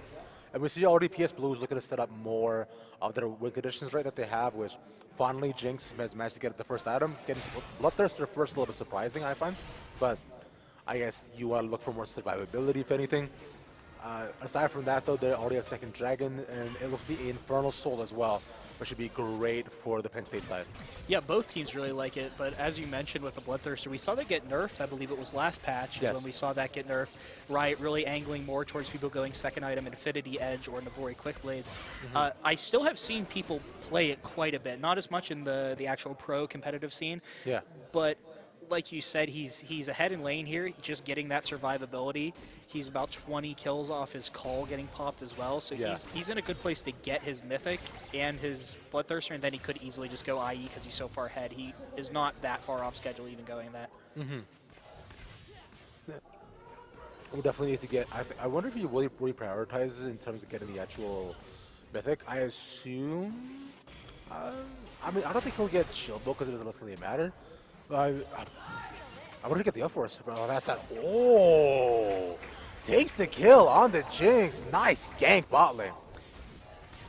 Yep, we saw the ult get used. Like I said, that's Jinx is very much. I mean, every hyper carry is, but Jinx gets really countered by that Yeah. ult because she is, as far as hyper carries go, she is one of the more squishy ones that we see, even compared to like Aphelios or Vayne. Even the solo kill top lane as well that happened. Oh, pops up out of nowhere and gives you assists as well too to the Olaf. Yeah, Orca's really good at just like being in the correct place, being an opportunity-based player. Ooh, almost got that with the Super Mega Death Rocket. Yeah. But he's really good. He wasn't there in time to kind of save Neats, but he makes the most out of it. But we're seeing Juniata put up a fight here like we thought. Like you said, this is a very playable situation for them. Guess it's done now too. Zaltade also managed to get Point Root almost solo tower goal as well. Karma roaming to be able to get more movement speed and just support to their mid laner as the rest of the bot lane does also rotate over. Unfortunately for Serio, getting killed there means his call did not get the pop, so it's a little annoying having to walk out of base and get 8 more minions with that call. Yeah, dude. Not being able to take advantage of that, but he is up about 1,000 gold, so he's chilling. He's having a good time. He knows he's going to get Vi ulted. That's kind of just something he has to accept his fate with. Yeah, which is why his positioning is going to be so crucial in these fights. But looking to go in. Orca, I don't think he has Smite. But they just have to give over Rift Herald as well. They just walk and take that for free. What a play by Juniata. Yeah, that's a really big turn for them here. They're not going to be able to get plates with that because it was the second Herald, but it's still a really nice thing to use for map pressure. You can look to use that on the upcoming Dragon here, try to get that mid tower down. Yeah. The very easy play is push mid, drop Herald, go Dragon. Which I think that would be the most essential part, just so that they're able to at least open up the map a little bit more, as it's just one tower to ones right now as well. So game in a pretty even state, as you're saying before. Right, although the early game was a little bit better naturally for Penn State, but if you go ultimate and pop in the middle of the Gwen immune, and it's just not enough. The Olaf does not have the damage. Yeah, I don't think Neats was expecting Valantis to be there because we do see the Dragons up in less than a minute, and usually that's when we would see the jungler support start coming down, getting that vision control. But we saw Juniata decide, no, we're going to set our support and our jungler top. We're going to kill Neats, and now they can head on down and do whatever they need to do. Yeah, and the Gwenas right now too is not going to push the top lanes here. As the Millions have roamed down bot, they're backing right now. An interesting time to do so as both teams looking to reset, if anything. But OneSide needs to try to set up prio.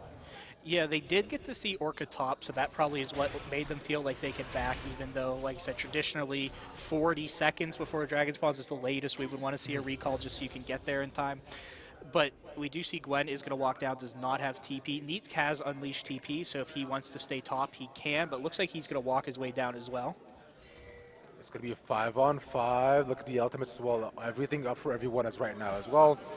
Right, the flash is up on pretty much both ADC side too, so it should be just a full all-out brawl, except for the side of the Vi, but doesn't necessarily need it as it all look to walk in. Oh, a dramatic pause in between, just as all the teams are now finally set up. Yeah, there we go, just small little spec bug as they're setting up on the dragon.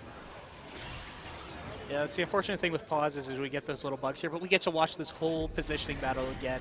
Penn State was able to get the vision control here, so they are getting to walk it a little bit sooner as the fight kicks off. Ultimate out early on. Dragon up at just about half. Orca goes in. There's a Cyclone to 3. Ezreal immediately just annihilated. Drizzle is left alone by themselves. Quickly now in second. A double kill for the Syndra. With a snip snap of Drizzit. The healing is insane as he wards the rest of them off. No one did just yet, just the Olaf, but Orca's way too low. They can't go back over the Dragon. Yeah, Sarah's been healing up here off this blue buff, so he's looking to get back into this fight. Penn State has the mana advantage. Like you said, the health bars are not there for Zalt and Orca, but it looks like Juniata's just going to go ahead and concede this one. Yeah, they're going to have to, too, because the thing is that the ADC is still up, but they did have the Rift Herald in mid, so at least they gain a little bit more priority there, as you were talking about. As both charges for the Rift. They cannot steal away. Smite is immediate. Circling overstays their welcome and gives the Jinx a kill, but Drizzle might be next, though. No charm to land. Auto, and there we go. I really thought Genie was just going to be willing to go ahead and give that one up. They got a nice bit of gold there off that fight. Ooh. That makes it a little bit more worth it, but nice. They did decide to go for it. You can't blame them. You know, if they do end up getting that dragon on that flip there, it's really big for them. It ends up actually closing the gold gap by a bit, by about 1,000 gold more than it was. But what we saw there is Juniata can win these fights. And that's the biggest part, is that Juniata now is in a setup position where if they don't lose the ADC early, right, they can have enough of a poke and more of the setup just to ensure that, you know, they can make this a bit more even, because as long as that Jinx is alive, your life is going to get so much harder as well, as she's building towards finally her Mythic as well, and while she doesn't manage to get that, it should go a lot better in terms of the damage. You definitely need much more crit damage, but as right now, just survivability is there. And the Ezreal as well, too, almost at the full Mura mana. Again, I'm building up towards the Frozen Heart, I believe might be. But if anything, or might be to be a Sunder build, if anything, as well. But both ADCs right now wanted to get their second, needs to go around, but I don't think he can fight against the Artie. Currently, nice bit of damage, but can't find the engage. Yeah, Niska's probably feeling pretty safe there just because the ult there is up. Oh, stopwatch out. The Cyclone in once again. Orca doing a really good job of fighting where the fight is going to be. Gwen ultimate giving up a lot of healing, much more snips. Nice stop. Chandra's there, a big stun. And the rest should be gone here as well. Leo there right on time to stop it. That was really close to turning for Penn State there, but that was a huge stun there with Kivers able to keep things away. Looks like Juniata's not quite done here yet. Low health bars, but they're going to stick around. These scatters have been so excellent for Zay too, just completely turning the entire tide of the fight, getting almost 2 or 3 people every single time to just slow down the engage that they have for Juniata. Drizzit, though, doesn't get caught. Luckily, they managed to get away. Yeah, I'm going to do a quick stack check here for Zalt. He just got 101 Splinter, so he has his execute on his ult now. So now we're looking at that very interactive point where Syndra presses R on your ADC and they die. Love that.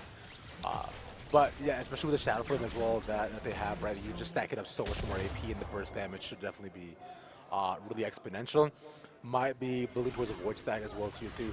I've noticed as well that Wukong also got a Hexbreaker so early on, so that's a smart decision with them knowing that, you know, Ahri can become a threat, especially with the Gwen now to building up, I believe, well, maybe the Rabadons, if anything. So that in itself can be much trouble.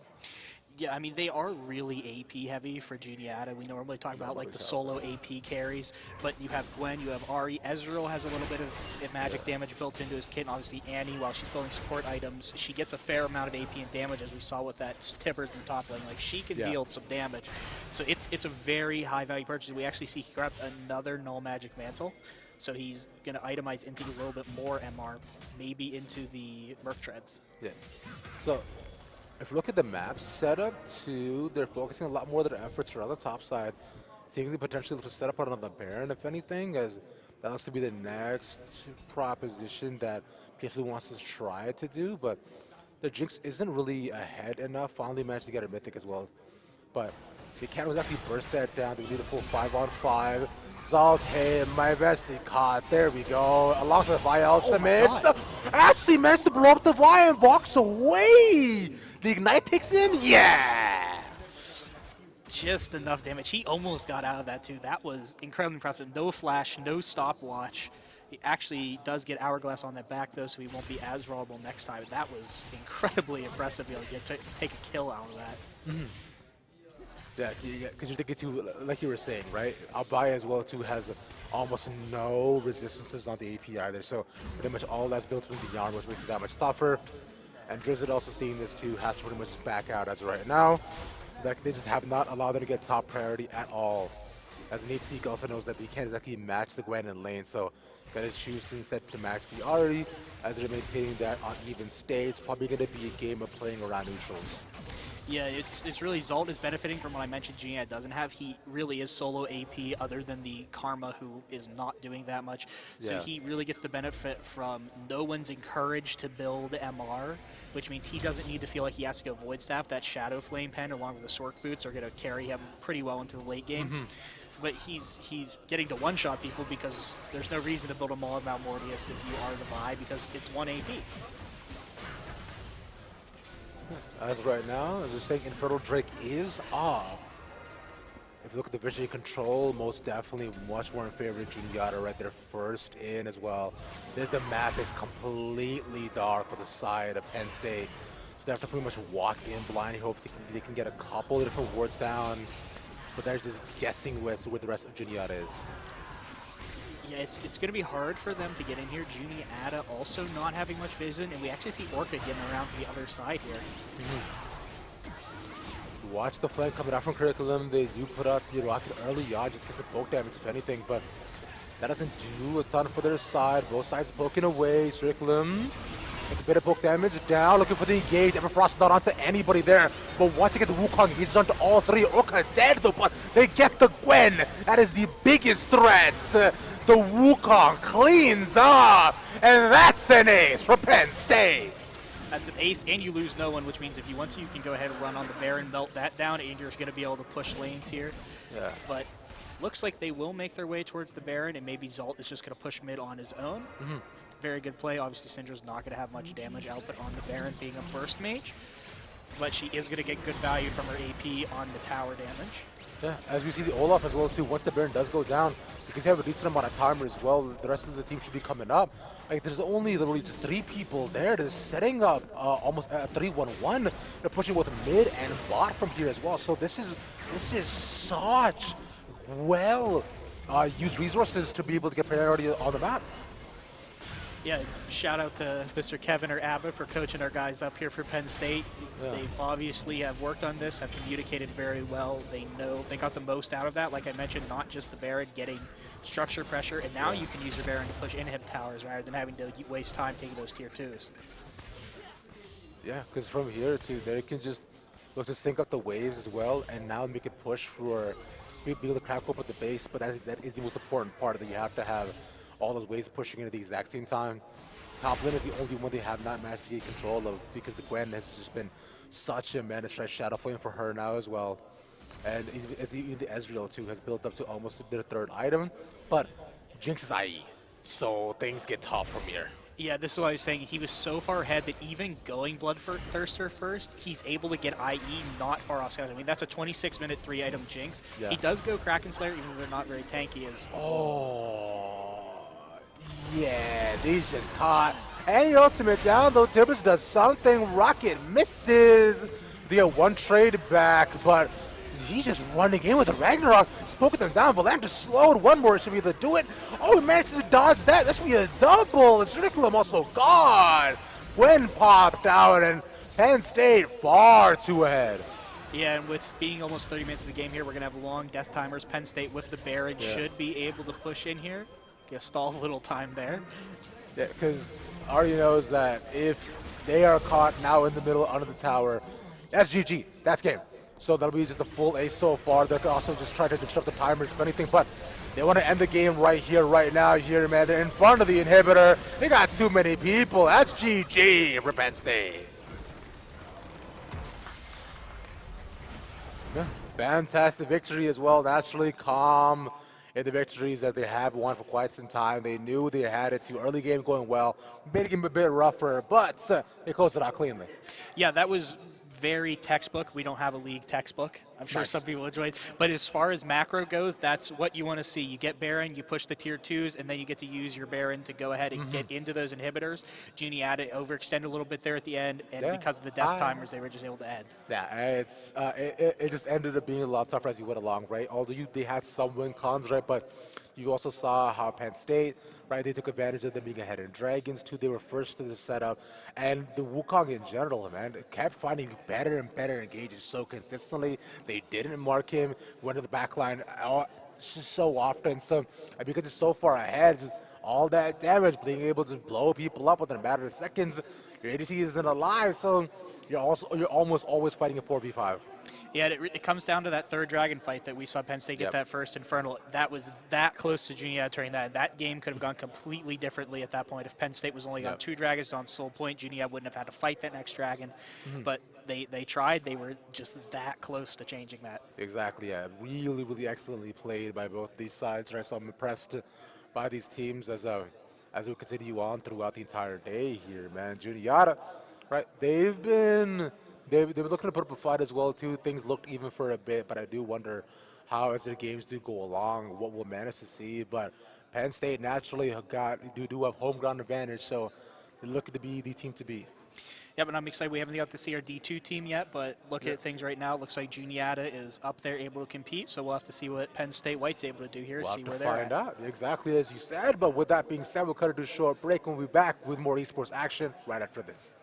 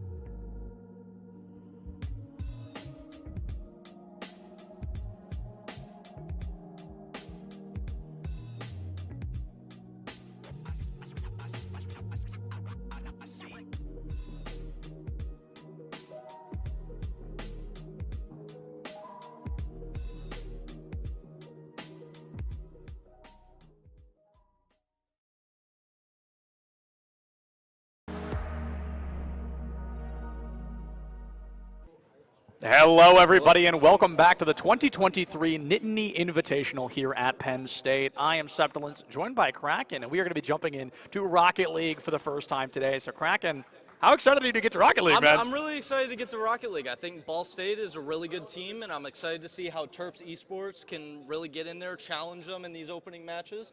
And, yeah, it's really exciting. Looking forward to it. Yeah, and Terps Esports going to be the representatives from Maryland here today. Ball State representing Ball State. So they're going to be coming in here with a lot to prove. It's been a while since I've seen Ball State's Rocket League team. I've never seen the Terps before, so I'm very excited to see what they can bring to the table here in what is currently still the round-robin bracket. Yes. And I feel like even the LAN environment, you can have a chance to see some upsets and a lot stronger competition. So it's really going to be an interesting match to, spectate and cast alongside you. Yeah, without a doubt. And that's something interesting. I always talk about the LANimals, right? The people that come in and that are usually pretty good players, but then they come into LAN and they fully just unlock their sixth chakra and go absolutely over the moon. And I'm hoping we get some of those today, especially because we are looking at a best-of-5 series. So a team is going to have to win 3. And speaking of teams, let's take a look at the players we're going to be seeing on each of these teams. I'm going to be waiting to see here Ball State coming to the table with Daffy, Wova, and Zath coming in. I talked to them a little bit earlier today, and they seemed really eager and really excited to get onto the field. Yeah, and especially with strong performances in the CRL qualifiers, especially for the World qualifiers, eventually falling short to Stockton in the qualifiers, but, strong team here, really going to be excited to see how they perform in this LAN environment and really give it good challenges to Terps Esports. Without a doubt. If we can take a look now at their opponents coming into this one, it's going to be Maryland once again. Terps Esports, Spice, Whelp, and Boog coming to the table. A lot of very short names here. Nobody really going for the extended, the Septilence meta, if you will, 10 letters at a time. Jumping into game number 1, though, both these teams coming in with a lot to prove and nothing to show for it quite yet, right? This is the first Rocket League game on stream, so everything else has happened kind of behind the curtain, if you will. And now coming in, they've got to show that they can punch above their weight here to succeed. Yep, and like I said, really just looking forward to it. LAN environments are different than online. You see different characters coming out, you see different attitudes coming out, and it's a really nice environment to see how players can truly achieve and go beyond that of online and really separate themselves from their competition. Yeah, without a doubt. And it's really interesting as well because we've spent so much of the last couple of years online, right? Playing from home, playing kind of isolated in these situations, but taking it into LAN, playing in person, playing on incredibly low ping is really going to change up the game in a lot of ways. Your reaction time can be faster. Communication with your team is literally in a real life second, no longer has to be over kind of a virtual audio communication assistant, and instead can be living in the moment here for these teams to find that communication and hopefully find success. I'm really looking forward to see this game 1 progress and see what we can. But speaking of seeing things, let's take a look and kind of remind ourselves what we haven't seen, the standings of these teams. So Ball State and Maryland both 1-1 right now. So really looking for a tiebreaker going into the rest of the series. Yeah, this is going to be a really strong match, especially sitting at that 1-1 middle of the group sort of area right here. You're going to have a lot more competition, a lot of drive to seal themselves into that second place, and then if you end up losing, get put into that third place. But it's really going to be a strong competition here, especially going into this first match. And it's also very important to note that I believe it's top 2 move on to those finals tomorrow, so it's very important that you do win this, that you do bump yourself, or guarantee yourself that second place slot, rather, because whichever team loses here, I believe, has just one more chance to try and break even and make it a tie for second and third once again. Yeah, and especially a strong, in these close matchups here, especially being in the same scoreline, 1-1 in the group stage, you want to have a strong entrance. You really want to make yourself stand out, let your opponents know you're here to play, you're here to win, especially going into this next match. Yeah, and speaking of going into this next match, I can see the lobby loading up here in just a moment. So the players going to be getting ready to strike and show us what Rocket League can be all about at the collegiate level. And Rocket League, one of my favorites, because in kind of other 5v5 games or 4v4 games, it's a little easier for one player to carry and one player to kind of make those massive plays. But here in Rocket League, it really requires each and every character, each and every player to find an incredibly high level of success to help elevate their team to that winning position. Yep, and we got Terps on the orange side of the field, and we got Ball State on the blue side of the field. Looks like Whelp's going to drive that ball down. A little bit of an aerial miss shot there. Redirection over into the front of the goal. Now Ball State going down the other direction. Got an aerial play up there by Wove. Missed it. Going to go off the back wall. Oh, that's good.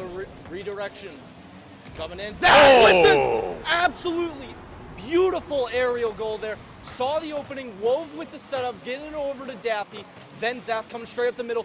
No one in the net there for the Terps. Now Ball State with the lead, 1-0. 26 seconds off the clock, and Ball State finding themselves in a very comfortable position here at the beginning of game number 1. However, Rocket League, a game in which 1 point is certainly no safety net. Your opponents can find one of their own and sink it early. Speaking of a sink, Boog goes for it, but the Iceberg gets in the way. The Terps not able to find that first goal, and Ball State still rocking at that 1-0 scoreline. You got a lot of pressure. It looks like a 2-1 rotation here, especially going in. Got a demo by Davy. Wove coming in. Empty net. Can it get down? Redirection. Nice. Going. Miss save, and Wovey going to put Ball State Esports up 2-0 here in under a minute. Yeah, not even a minute off the clock here. Only 47 seconds missing, and Ball State finding themselves up 2-0 is a very comfortable position to be in, but still not comfortable enough, right? You see the Terps score once, they're going to be able to cut that lead in half. Ball State wants to find maybe 4, 5, 6 points before they can really feel comfortable about their chances. The double-edged sword of scoring early is your opponent still has most of the game to answer back. Yep, and welcome with the missed aerial right there. You got Ball State trying to get a shot on no net. way. Miss save there, and Zath putting it just over the top of the car there into the net. 3-0 in under a minute, or actually at the exact minute. At the exact minute. Absolutely. Ball State really coming in strong here, and I mean, living up to the name, right? To have ball be in the name of your school and then do poorly in a game that is all about the ball. I mean, and we talked about the strong opening performances. Yes. And Ball State here making a statement early. Now, close call there for Ball State. Now we got Boog driving it down the left-hand side. Spice looking to go up for the aerial, chooses not to go. Now ball in the middle of the field. We got Ball State redirecting it towards the side of the field. Daffy on the wall, decides not to take it. We got Zap going down the field for Ball State on the right side. Push to the middle, nobody there to take advantage of it. Now we got Terps coming back. Terps coming back indeed. Ball State really trying to find those opportunities of striking a demolition, because you've really got to be careful when you find a demolition. It's only 2.3 odd seconds before that opponent respawns in front of their own goal. But Ball State not able to make those demo plays work yet. I think I'd like to see a return to that aerial greatness that put 3 points on the board for him. Yep, and now we got Boog going back on the side, looking for the boost, ends up stealing Ball State's boost there. But is there enough? There it is, and there's a nice save coming out from Terps. Redirection from Ball State, almost in the net. Demo play from Boog. Now it's it is a 2-on-3, and Ball State able to take advantage of it. 2 minutes missing, 4 points on the board, and Terps unfortunately stuck at that big ol' 0. But that's the beauty of a best-of-5 series in Rocket League, is game 1 can be as important or unimportant as you make it, right? Yeah. You can take this, you lost the game, but losing isn't the important part. It's taking what you learned in that first game and implementing it in the following games in that series. You've got at least 2 more chances to strike back. Yeah, and Welp coming off of the side with the aerial ends up not getting the additional jump redirection there. You got Terps on the side. Daffy ended up getting a demo onto Boog. Now it's a 2-on-3 down in Ball State, taking it back down to the Terps. So a slow play from Zath with a shot just above the crossbar there. Ended up getting a redirection. Got Terps with a nice save to clear it out. Now it's in the corner. Zath playing with it down the field. Terps going the other way. Still a little bit of in control of Ball State here. Up on the wall. Taking the aerial. Looking for it. Big aerial opportunity here.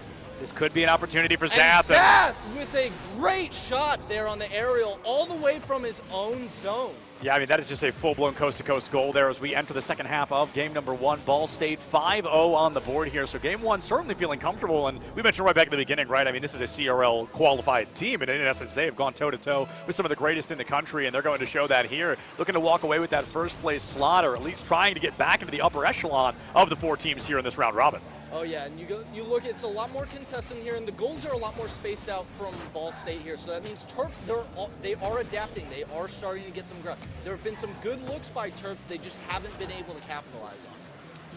Capitalization is what the Terps need to be looking for, and I think a lot of that's going to come from a notable defense. They just need to be keeping that goal locked down a little bit more, keeping a dedicated back third player, a goalie, if you will, can go a long way for a team who finds themselves stuck on a constant defense like this. The play style from Ball State has been a consistent kind of peppering down toward the goal over and over until they're able to find it, and the Terps haven't been able to answer back, but like I mentioned, keeping that dedicated back man could really be beneficial.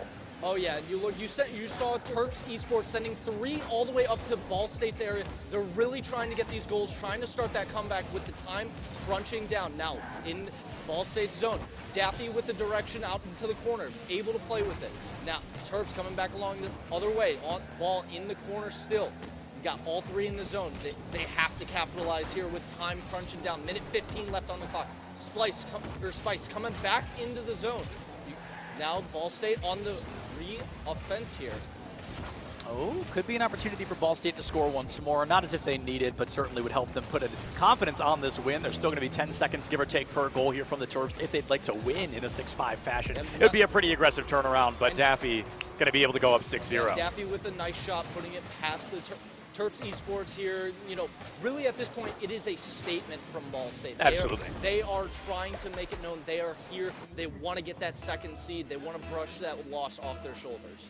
1 minute here on the clock, 6 points remaining. I think we are entering that realm of impossibility for the Terps. But back to my comment earlier, if game one is only game one, you've got at least games 2 and 3 to answer back. And as we see ball control in favor of the Terps for the first time in a while, it feels like they are starting to get warmed up just a bit. A great pass into the far corner from Boog will unfortunately be countered and bounced back by Zap. Yeah, and Daffy putting that ball into the center. A little bit of a redirection there from Terps, getting it off into the left side corner, going back to cross. Ball in the middle of the field. Terps coming down the field towards Ball State zone. Ends up putting it towards the corner. And now Terps Esports with an aerial opportunity, not going to get it. Ball State just beats them there to the ball. Terps has a bit of ball control here as Spice tries to find it for the Terps, but unfortunately just can't get that lineup yet. Woba has the spin, and it's going to be a goal as well. Yes. Ball State, 7th point on the board. Yes. You look at this pass play, gets the ball into the center for his team, tried to take it himself into a position for his teammate to get that nice shot right below the Terps Esports defender there. This is a really solid goal there. Great teamwork. Great teamwork indeed, and I think that's part of the reason Ball State's really been able to run away with this is because when one plan fails, another has been packed into their pocket, and they're fully ready to bring it to the table. 10 seconds left here, and that is going to be a Game 1 victory for Ball State. But just one more time, as a reminder, this is a best of 5, so losing that first game is not nearly as detrimental as losing one game in league where it was only a best of 1. Yeah, and it started to look promising towards the end there for Terps Esports. They started to get the ball control. They started to understand what Ball State was doing right there. It started to look promising. There were situations where it did look very promising, just couldn't capitalize off of it. Yeah, and it's interesting because I think we're seeing a couple of players here on mouse and keyboard, which is not something we see particularly often in a game like Rocket League. We'll traditionally see players using those controllers to utilize the 360 rotation that you don't quite get offered on using kind of a WASD situation. But Ball State using mouse and keyboard and clearly doing it well. I mean, they win that game in a very dominant fashion. Oh, yeah, and it's just about the ability as an individual to master your preferred style of play. You see a lot of times with Battle Royales, the talk between mouse and keyboard and, controller. Right. And especially in Rocket League here, as you said, preferred option is controller, but they're making it themselves very, very well over on the mouse and keyboard, making a standout performance in Game 1. And I think they kind of get away with it a little bit, right, because their opponent is also using mouse and keyboard. So everybody is kind of on that level playing field for the time being, but in reality, it comes down to the circumstance of like when you do play against a team that has controller, instead of that, the gyro, the left rotation stick does rotate 360 degrees that your keyboard just isn't able to do, so that can really give a team a leg up in a circumstance like this. I know there's at least 2 Overwatch players here this weekend as well using controllers instead of mouse and keyboard, so we're almost getting the inverse of that, where utilizing a controller can be less beneficial, but here in Rocket League, controller is certainly the preferred method. Oh yeah, and there are options like mechanical keyboards versus analog keyboards, and I'm not specifically sure what the players here are running today, but those analog keyboards where the further you press down the keycap, the more sensitive it is and whatnot, so different options there, but for how they're playing, they're very dominant performance in their preferred choice. Game 1 is 1 and done. Let's see what can be brought to the table here from Maryland to be changing things going into this second roster. I'm definitely looking for a lot more physicality, a lot more demolitions, because I feel like that was a bit of the problem there was they were stuck on the hard defense, and every time they cleared the ball out, all 3 of them would chase it. But if you focus just a little more on one opponent, you went for the demolitions more often, you turn it into a bit more of a derby than a brawl, you might be able to find some more success if you force a constant, almost a pseudo 3v2. Yeah, and it looked like Terps Esports there, they were going for a lot of those 3-man rotations. Yes. You want to have the 2 up front and 1 behind, set up that 3rd man to get the shot, set up the 2nd man to get the shot. But the problem with that is that you end up leaving your own zone completely empty. So, Ball State, we saw with, I want to say 2 of their goals there, they had, Terps Esports had nobody back. Ball State was able to capitalize off that. They were able to get that ball down the field very quickly. And, something they might want to have to adapt right there with their rotations and maybe look for a change or try and perfect what their original intent there for their strategy. Absolutely. I mean, we usually are pretty critical of double commits when 2 players go after the ball, but to have all 3 players focus in towards ball control there can be, like you said, very detrimental. It can leave your goal wide open, and I think of the 7 goals we saw, maybe 3 of them were onto an open goal due to the fact that it was a bit of an overcommitment from the Terps, and that little bit goes an insanely long way. Yeah, and it looked like Ball State, they were doing a really good job there of analyzing what Terps Esports was doing there. They saw the opportunities, they put themselves in the positions to capitalize off how their opponents were playing, and that is the mark of a great team. Yes. Being able to adapt based on your opponent and really overcome those challenges. And I think Rocket League, more so than a lot of other esports, requires a literal milliseconds worth of adaptation, right? Yeah. In other games, you kind of, between fights we can discuss, or kind of circumstances like that. But in Rocket League, it really does come down to milliseconds of reaction time. Inches in a game like Rocket League can make the difference between a goal and a block, or a demolition and a miss, or a boost drought and a win and a loss is the real answer there. But going into this, speaking of boost routes, I would like to see the Terps maybe utilize that a little more. If they don't want to lean in to the physicality, if they don't want to go on demolition after demolition, just getting rid of the large boost pools could be very beneficial in slowing down your opponent and finding success due to their change of pace. Yeah, and for me, I feel like Terps Esports, I want to see them, really capitalize. If they decide to stick with that 3-man rotation and send a heavy offense, I want to see at least one of them get back sooner. Yes. You saw numerous times, if it was capitalized or not by Ball State, you saw an empty zone. And there were many opportunities, and I want to see them be able to adapt, change how far down they stay in their opposing team's zone. I want to see Terps Esports rotate back if needed, and it keeps being capitalized by Ball State.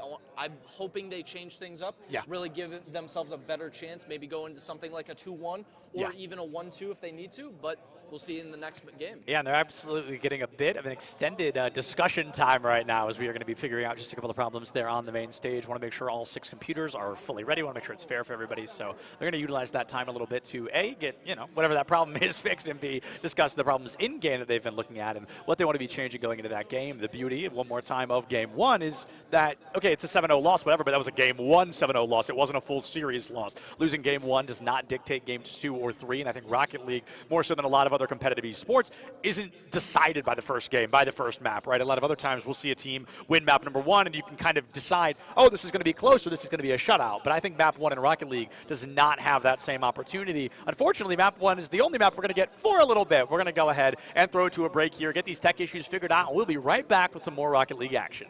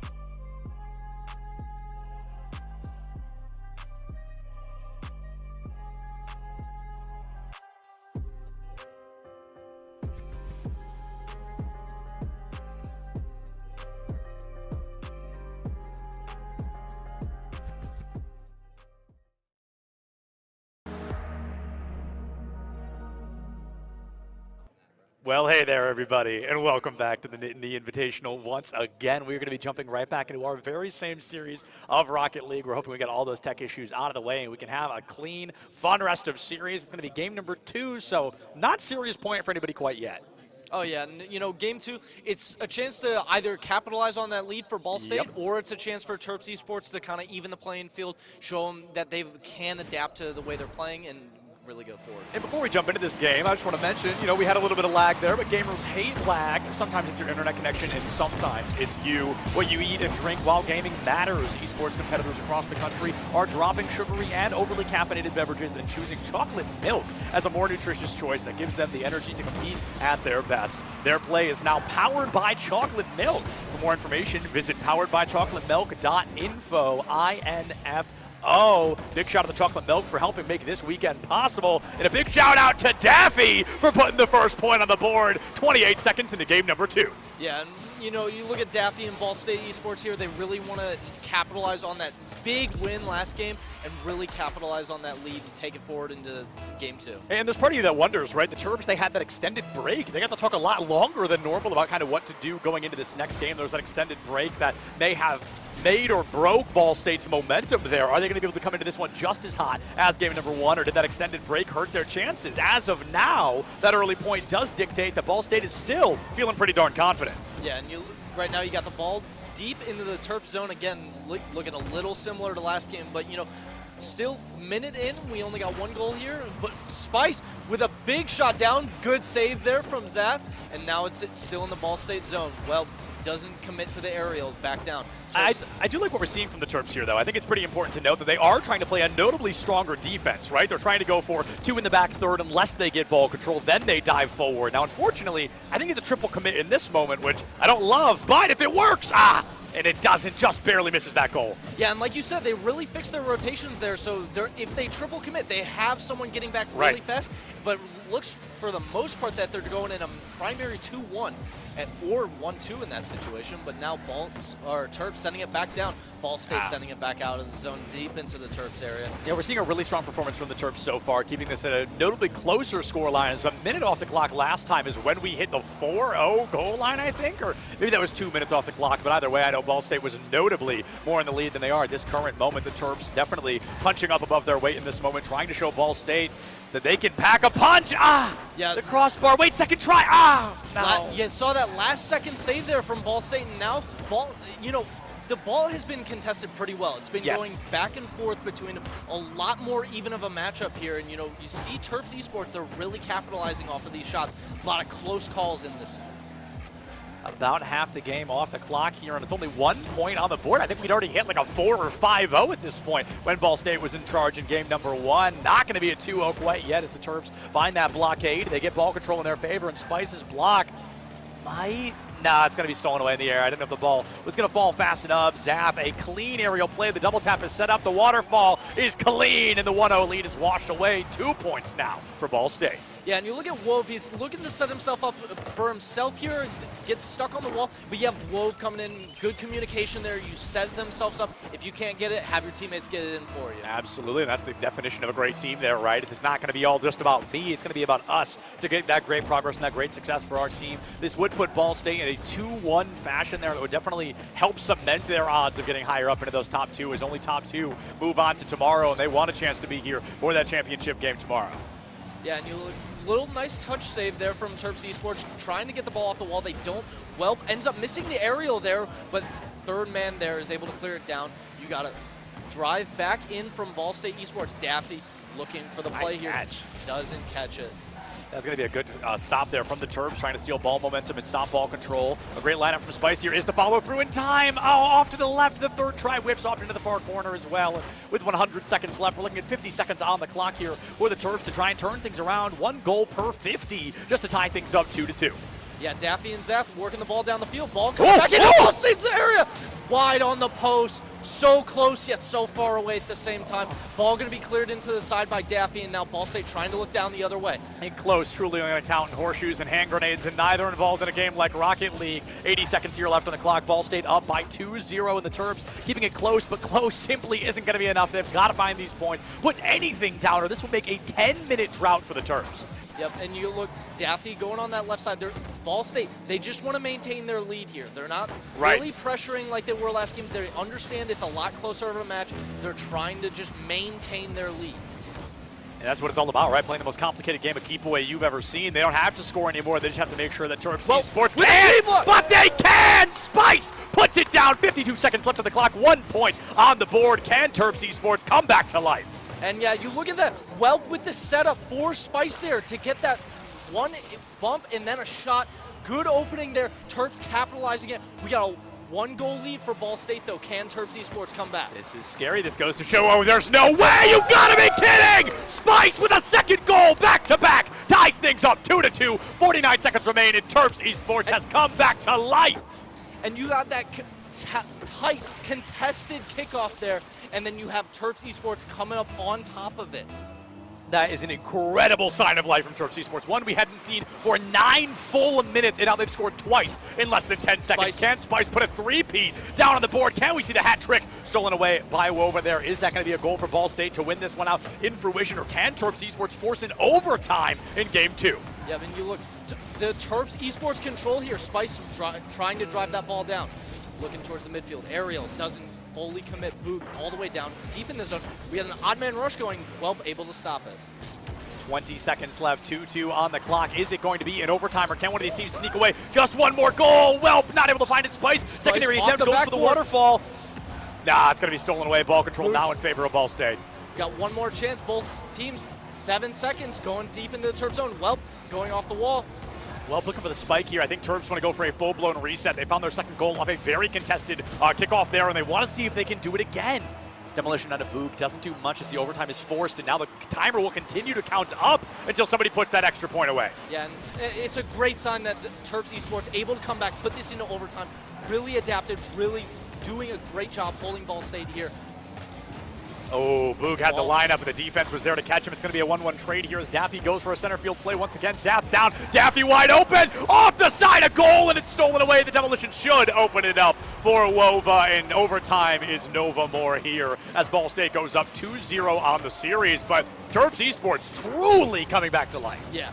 And you look at the rotations, it seemed like Terps Esports started to get into their more aggressive 3-man rotations there, but Ball State told them no, they shut the door, winning in overtime, giving them a 2-0 lead in the series. And I've got to say, I really do want to kind of use that as an example there as we see from the side of Terps Esports. And we talk about, Game 1 is so different than Game 2. It was 7-0. To a 3-2 overtime win. Like, it truly got flipped all the way on its head, and that is to go to show the mental fortitude of the Terps Esports. And, Game 1's rough, sure, but it's only Game 1. They almost pinch out Game 2, and unfortunately it doesn't work in their favor, but Game 3 just over the horizon. If they can bring half the heat they just had in Game 2, this is going to be a hot Game 3. Oh, yeah, and, you look at Terps Esports, I really liked how Spice and Welp were really working together. Yes. Their combos there set them up for both their goals. Quick goals, one off of a kickoff goal, another one off of a pass straight into a shot. It really looks good. Terps Esports holding Ball State there. It's getting really close here. I'm excited for this Game 3. Let's see if Terps Esports can really come back. And something that I always talk about, kind of the definition of separating the good teams from the great teams, right, is a good team can have 3 good players playing on the same team. A great team has 3 great players playing as a team, right? Playing on a team and playing as a team are 2 very different things. And Terps, unfortunately, didn't play as a team very much in Game 1, but like you just highlighted, Game 2 was a really strong showing of that sportsmanship and that camaraderie and that communication, because Rocket League, broken down at the end of the day, communication is the key to finding success. Yep. And going into this Game 3, if Ball State wins this game and it wins the series, if Terps Esports have to win to stay alive in this match. Terps, they have 5 more minutes. This is essentially their tournament life on the line here. They're really going to have to try and wake up here against Ball State. 15 seconds off the clock. 3 successful defenses for Terps Esports so far. Can they find a 4th? They can. Spice boxes it out, and here comes Zap with that tertiary attempt. No luck. Half a minute off the clock. 0-0 currently on the board. Yep, and going in 30 seconds gone, but Ball State putting a lot of pressure in. They want to close this out fast. They don't want to let this go to a Game 4 or even a Game 5. Big aerial chance there by Zap. Couldn't capitalize on it. Zap just falls a little too short there. Didn't have the proper angle or the momentum to get that ball down into goal fast enough. We might be seeing a full silent minute here from these teams. We haven't seen that in quite a while. Boog has to play the defense, set back up by Welp, trying to catch it off the wall, but the follow-through is not found fast enough. Daffy puts it up in front of the goal. Nobody from Terps can capitalize, and The full minute goes by silent. Yeah, and look at the ball coming back down in the Terp zone. Boog trying to do something in the middle here. Is this dangerous? And Ball State, Daffy, straight down the middle, able to capitalize on that. It's a dangerous play when you're going straight through the middle like that. And Ball State Esports capitalizing. I mean, clearing in front of your own goal is so dangerous. I think you highlighted that point really well, Kraken. You look at a moment where you cleared in front of your own goal. If the offense is there to hit the ball in, it's a freebie for them. Yeah. And unfortunately, it turned into a freebie for Ball State. They find the first point just shy or just over a minute off the clock, and now they are hypothetically 3 minutes and 45 seconds away from a 3-0 victory. Yeah. And here you go, Wove looking for another goal, trying to seal this lead even more. Only a 1-0 lead. Terps Esports looking to clear this down the right side, though. 90 seconds missing. Terps still trying to find that first goal. It took them a long, long time. Back in game number 2, but can game 3 be a little bit faster? They have more time to work with. Can they capitalize on it? Can they find success? Spice takes it up. Well there to catch it, but Zath unfortunately just can't find the lineup in time. A break clear from Boog is going to be beaten out by Daffy, and now another silent attempt from the Terps. Yep. Daffy with the aerial going off the back. Is Ball State? Nope, they're not going to capitalize it. Nice save there by Spice, clearing the ball out down the other end. Almost a freebie there, a coast to coast, but it falls off to the left side. Wova into Boog. The demolition does come through, and now 2 minutes off the clock. Can Ball State win this by only a single point? A huge aerial play from Spice, but out of boost in a devastating moment. Just did not have it in the tank to get all the way to that goal line. Up with the center. Is there anyone in net? No, ball goes right over the net, and Ball State Esports cleared down the side. Boog with the centering straight into the middle of the field, and it's going down into the Terp zone. I mean, we've got to talk about if Terps Esports have hit every goal that almost happened. They're up 2-0 right now. I mean, it has been so close for them, but close. Only going to count in hand horse and shoe grenades. Half the game missing in game number 3, and Ball State desperate to make it a silent 2.5 as they could walk away with a 3-0 victory for the first Rocket League win on stage today. Yeah, big demo there by Zath, taking away Boog's opportunity to center it for himself or his teammate. And now Ball State Esports going down deep in the Terp zone again. Zath with no boost there, knew he had to play it slow. It was going to be a cautious attempt, and unfortunately, it doesn't work out. 2 minutes left. A great play from Welp goes up. They try to clear it down. They can't get the boost. In off the corner, and it's in! Boog puts it down and finds that first goal here in game number 3. 2 minutes and 4 seconds left. You look at this play by Welp. It's so good. No boost there. Able to keep himself in this play right here. Getting it down over to Boog to get that ball in the net. Tie game here. Going into 2 minutes. And another goal highlighting that teamwork, right? Highlighting that camaraderie. This team works so unbelievably well together when they can make it happen. They cannot be playing as individuals right now. They need to be playing as a squad, and well, playing the defensive brick wall the team needed to keep us at that 1-1 scoreline. 1 minute and 50 seconds left. Can Terps Esports take a lead for the first time this series? Yep. And you know, the player in this game for me right now for Terps Esports as well. He hasn't been scoring, but he's been making the saves. He's been setting up his teammate. He's been getting the ball out of the zone. He's been having a stellar performance in this game right here. Yeah, and it's funny because we haven't talked about Welp that much, but it's simply because he's doing everything right. Yep. He's nailing every hit. He's hitting everything he has to, and he's being an amazing third man for the team. Unfortunately, that third man can't do it all and can't play the defense fast enough. Wova is going to be able to find that goal. 86 seconds left here in Ball State. 86 seconds away from looking pretty ball great in this matchup against the Terps Esports. You look at that Daffy setting up the Terps' own medicine right there, giving it over to his teammates, setting them up. Nice goal there from Ball State Esports.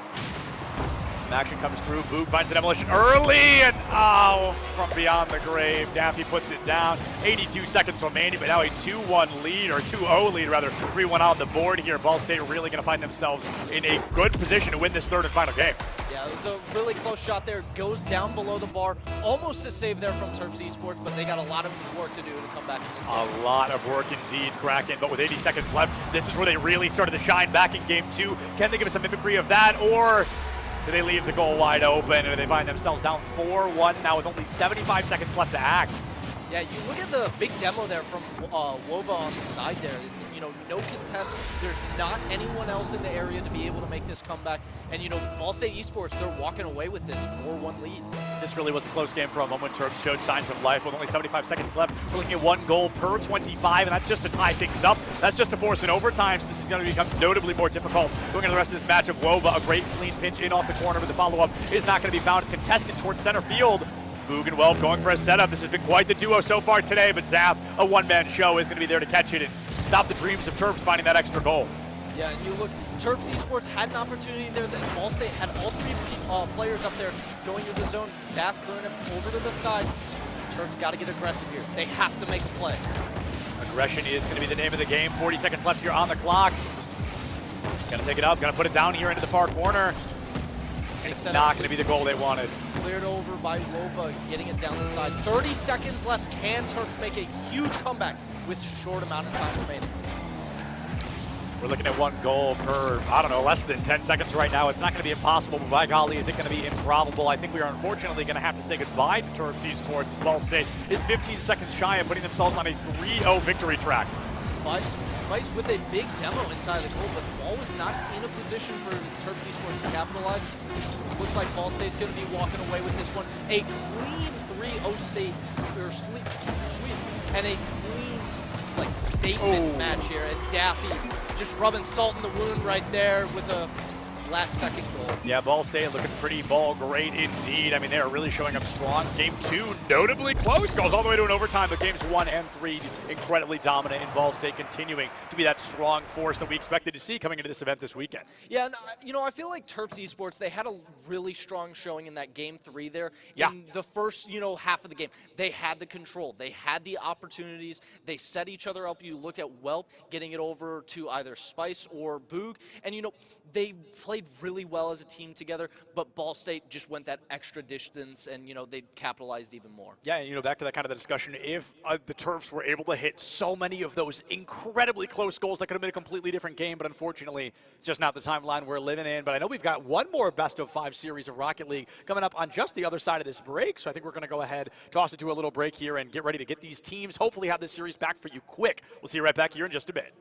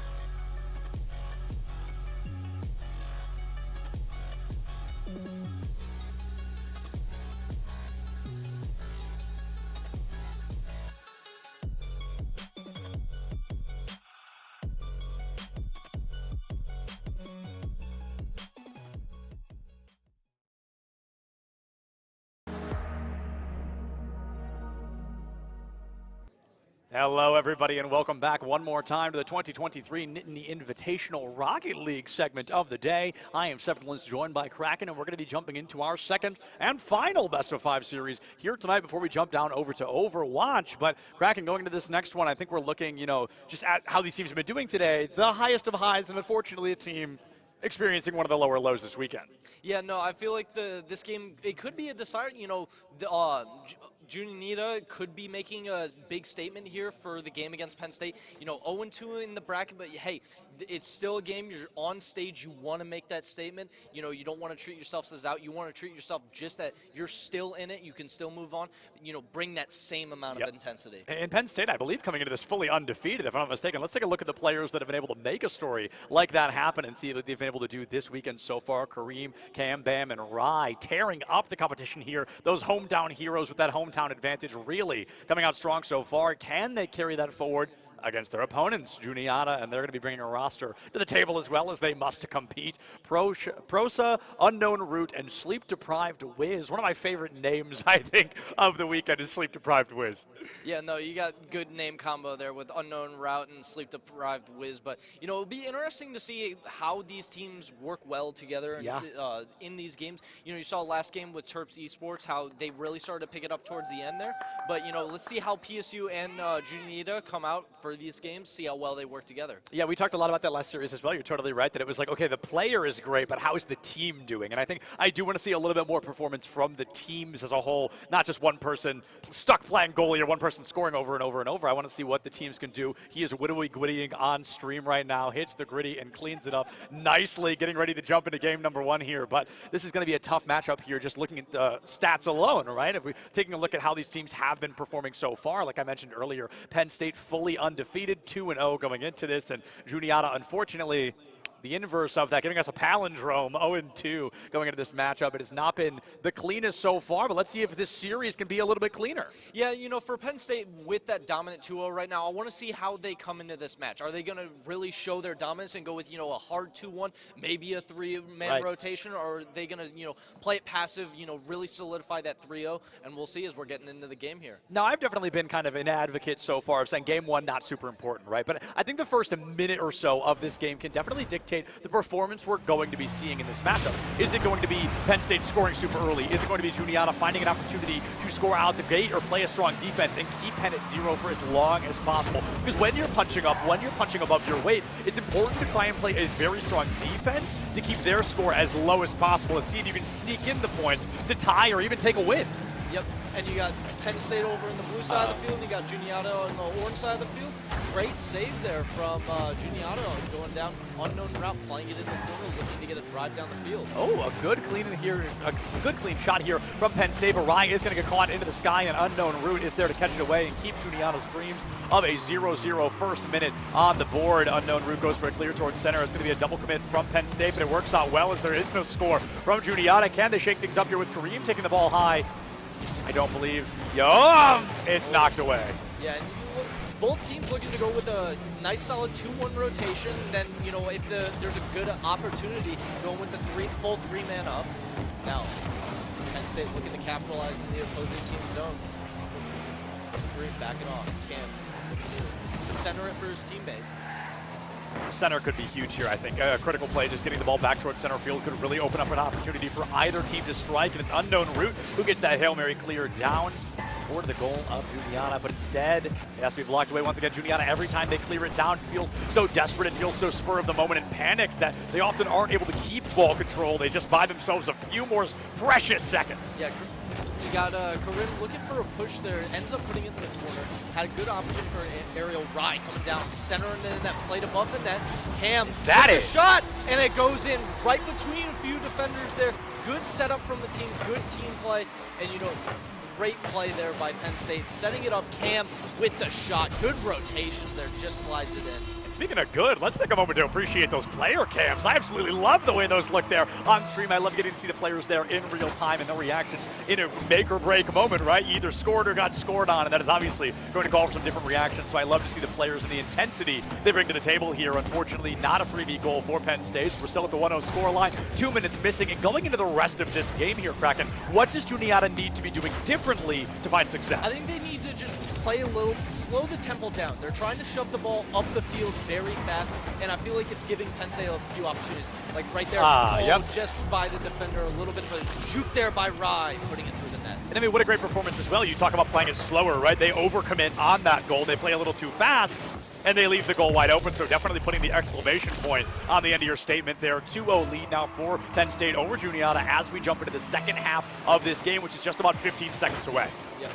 And Juniata getting a nice opening kickoff Oh! with a shot from unknown route, and it's in the net. Great opening, unknown route, capitalizing off of it. And that was a great shot. Great opening, sees the opening, nobody back. Cam just misses it, misses the touch, and that's in. I mean, in this game, timing is truly everything, right? And you're just 1 second away. That 1 second makes the difference, and the lead has been cut in half for Penn State. They've got to come through full throttle here, 150% again. And I do want to jump back to a point you made a moment ago, Kraken, talking about kind of the speed and the pace of the team, right? I often talk about proactive teams versus reactive teams, and it feels like Juniata has been stuck in kind of that reactive slot for the time being. I do want to see this team come through a little more aggressively and try to be proactive, try to set up their own plays instead of adapting to the plays Penn State's bringing to the table. I want to see Juniata take the reins here and try to make this game their own. Yeah, and you saw Kareem with a nice opportunity of a goal there. Good save by unknown route. And now Penn State coming back into Juniata's area. Ball up. Cam off the backboard. Looking for the aerial. Good block there by unknown route, shoving it out to the corner.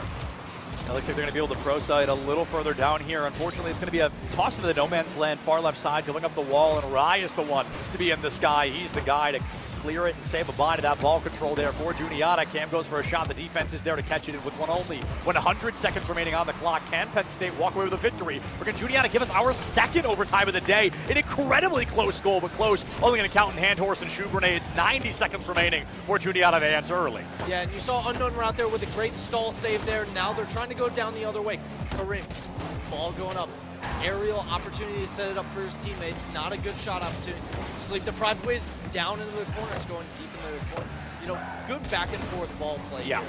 This feels very much like a game one, if I'm being honest, where neither team has really been able to take kind of a dominance or a lead or a mass control here. It's that constant, almost volleyball style, back and forth from one side of the field to the other. And if you're able to find a goal, that's great. But I've really seen a lack of setup for goals. It's been very opportunistic for both teams so far. And Cam trying to prove me wrong, but it bounces in off the far left corner and not able to find that purchase. Is a secondary attempt also going to miss? Yes, it certainly is. 50 seconds remaining here. Can Juniata answer back here? Kraken, or will game one end against them? Yeah, and you got Kareem going up in the corner, missing the aerial. There have been a couple aerials on both sides that have been missed by, you know, both teams. And if you capitalize on those, set up your team.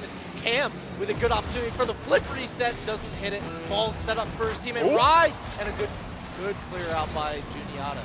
A great defense from Juniata once again, but only a good defense is never going to win you the game. You need an offense to match. Can they find it? Sleep gets an opportunity, but can't get the lineup. Unfortunately, Cam able to catch it. There's a pinch in off above the goal and possibly a dunk, but nobody from Penn State is home. It was a single attempt from Cam that falls silent. Kareem playing that hard defense. We're once again looking at that. We don't have to score. We just have to make sure they don't, but it's not going to stop Cam from trying. With 1 second left, a strong defense from Juniata is not going to be enough. They're down by one. Oh, keeping the ball alive. Game still going. Can Juniata get back? Coast to Penn coast. State off the crossbar. Ball still up. Can they put it in? Goes to the sides. We're still live. Still hasn't touched the main floor. Oh my goodness. Sleep deprived whiz, no boost. This is one of the longest droughts I've ever seen.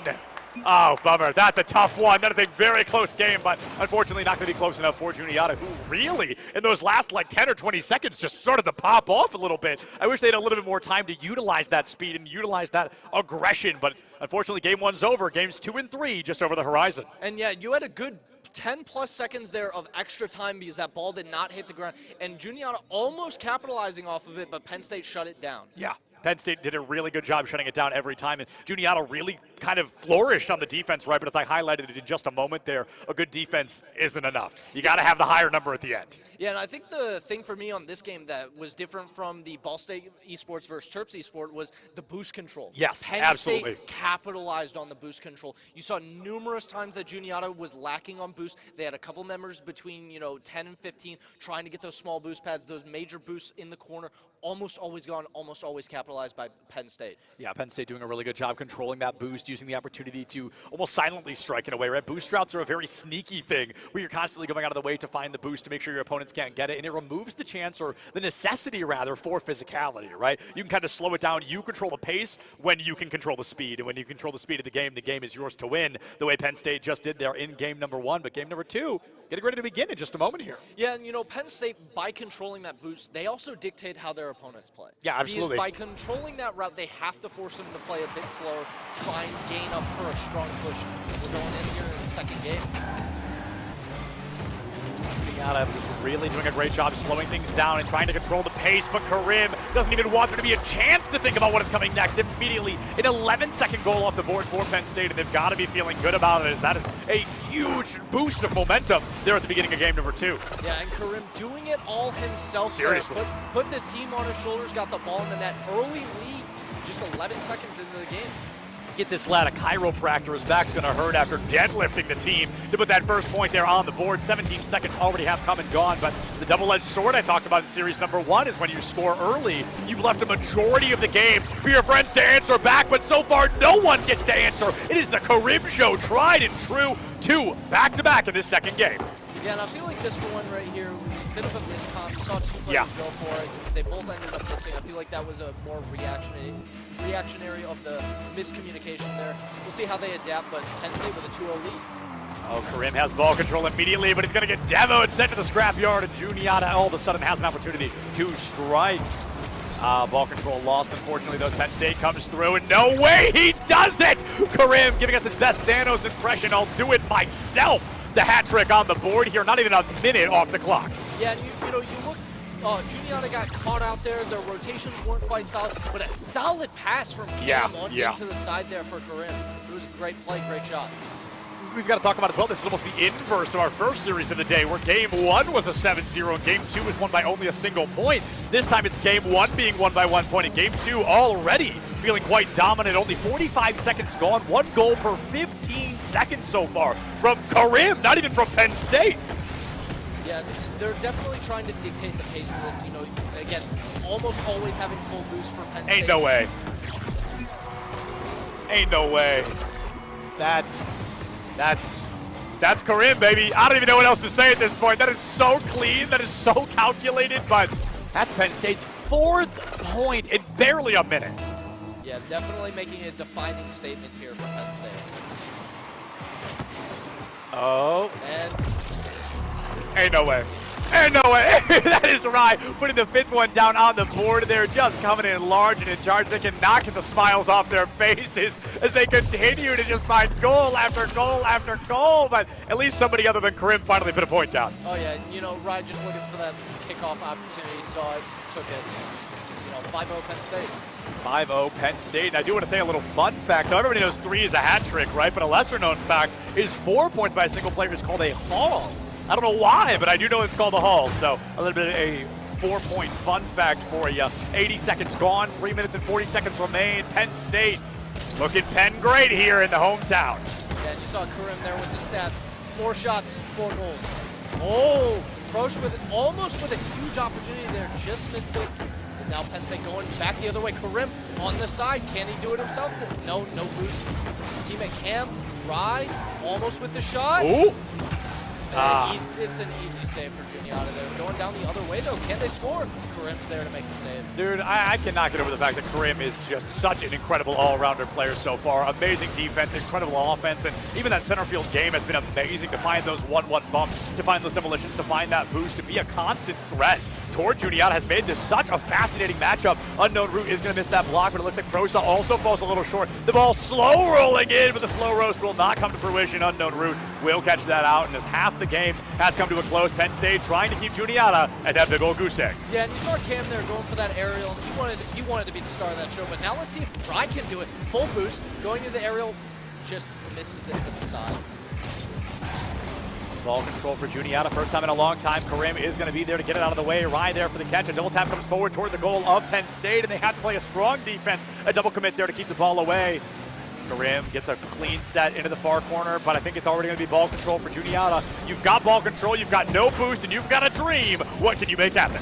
Yeah, ball just goes barely over Cam. Nice little opportunity. Unknown route was underneath, didn't go up for the aerial. Now Karim, no boost, gonna have to rotate back, steals the opponent's boost. Then right there we talked about the boost management. Unknown route, barely. That barely is going to go a long, long way. You missed an inch and it cost you a mile in a circumstance like this one. Only 2 minutes to score 5 times. It's a very difficult spot to be in. Karim has the setup. Where's the follow through? Rye can't jump into it. Has to play a hard defense instead. Cam goes toward the rush down into the corner. Juniata has a huge opportunity to put a goal down. 1 per 20 seconds right now. Good tie things up 5-5, but it's every single second ticks away. Rye is the guy to say bye-bye to the 5-0 score line. 94 seconds left and Penn State hitting a 6-0 on the board. Yeah, and this is where you see them really get punished there for having 3 up. You know, Penn State able to just send it down the field, right in the nice placement, right in the middle of the net. But you know, nobody back, nobody home, simple save. But again, nobody's there. 90 seconds left here. Juniata definitely entering the realm of impossibility. I think it's like 15 per goal. I'm not even sure that's correct, but the point is it's not very long to find 6 points. And you get to a point in this game where if you lose too many points, you're racing more against the clock than you are against your opponent, right? A very last second goal from Penn State keeps us at that 6-0 score line. 75 seconds left for Juniata to answer. Yeah, and you saw Rye there with a huge last second save there before that ball rolled into the net. You know, Penn State really want to keep that, you know, shutout chance alive. Shutout could be just around the corner here. A 5-minute drop could be insane for Juniata to be on the wrong side of. Penn State looking for an opportunity. Cam trying to find a goal. I believe the only player from Penn that hasn't scored here in this game, but is definitely playing a strong third-man opportunity to make it possible for Karim and for Rye to find those goals. Yeah, and you see Penn State really just winning formation here. They're going a few overcommits there. You saw, I believe Rye was going down the field there on the right-hand side, just going up to the aerial, but you know, Karim trying to play to the side. Dangerous middle pass there. Juniata could have capitalized off this. Now we see Cam going up in the aerial. Oh! Karim is him, bro. Oh my goodness. What is that, his 5th point? Karim had not scored in this game so far. It would be 1-0. Yeah, that's crazy. Yeah, and you saw Cam there. Great pass to Karim right there. You know, setting him up for the goal. He says, hey, you're having a great game. I'll give you another one. Just shoot that one right in the net. I mean, it was just a clean goal. Karim was there to find that opportunity to strike. And I think it's twice as funny to compliment Karim when he's on camera because he can't help but smile. And it makes me laugh. So it's kind of a win-win for the both of us. 8 seconds left here on the clock. Penn State absolutely having game 2 in the bag, actually matching the score line of game number 1 of our first series today. Yeah, same score line as Ball State and Terps Esports. You know, that might be a really great matchup for tomorrow between, you know, Ball State and PSU, especially with how dominant PSU is playing, how dominant Ball State Esports were playing. It's going to be a close game for tomorrow if they ended up taking this all the way through. Absolutely walking away. I think Penn State has guaranteed themselves a spot in tomorrow no matter what. Going in 2-1 is still, I think, the best score. I'm really not sure, but I know that it's at least tied for the best score line. So Penn State feeling very comfortable about their chances of moving in to that second half into those grand finals tomorrow. And they're only 1 game away from being able to do it. Can Juniata answer back here? This is their opportunity. They've got 5 more minutes. They've got 1 more chance. And they've got a whole lot of courage, a whole lot of gusto. They're feeling good. They're giving us some gorgeous smiles, and they're feeling very confident jumping into this third and hopefully not final game. I'd love to see Juniata really strike and force a game 4. Yeah, and you know, for Penn State, it's how confident do you want to walk into that finals match? Right. You know, do you want to make a statement in this last one? You want to make it a clean 3-0? You want to go into tomorrow feeling really good, nice win to put you into the finals? Yeah. How dominant are you going to be in this next game? And it's interesting because you almost have to choose, right? You can't go in and go full dominance because the more you score, the longer the game is, the more game footage there is to watch, right? So you have to play kind of this weird double-edged sword in the sense of, do we win? Do we send that message of scoring 25 times or something crazy like that, right? Or do we go in and we win, you know, 1-0, 3-0? And we don't play our hand too much, because the longer you play, the longer you take, the more you give away. And I think they need to be very careful about that going into tomorrow, because Ball State is going to be a very dominable force against them. Yeah, and for Juniata, you want to make this the reverse sweep. You want to go the distance, and you want to show everyone that you are a great team. You play well. And there have been the glimpses of how well they can play together as a team. Let's see if they can capitalize in this game. 15 seconds off the clock here. Penn State trying to find ball control, but Juniata already really showing us some great signs of life. No boost in the tank of Juniata, and that is what I'm worried about. If Penn State has the boost, if they can set the pace of play, it's going to be really difficult for you to be able to win this. You've got to find those boosts. If they're taking them from you, start demolishing, baby! Just like that. Karim sent to the scrapyard, but the goal left wide open! Juniata with the first blood here in game number 3, 1-0 on the board. Yeah, and that demo there was key, because you see both Penn State players not even close to the net. They have to get, Karim not even in the play here. 3-on-2 opportunity, odd man rush. You capitalize on that opportunity. Juniata up 1-0. Juniata 1-0 scoreline, but not even a minute off the clock. It's going to be a difficult lead to hold on to.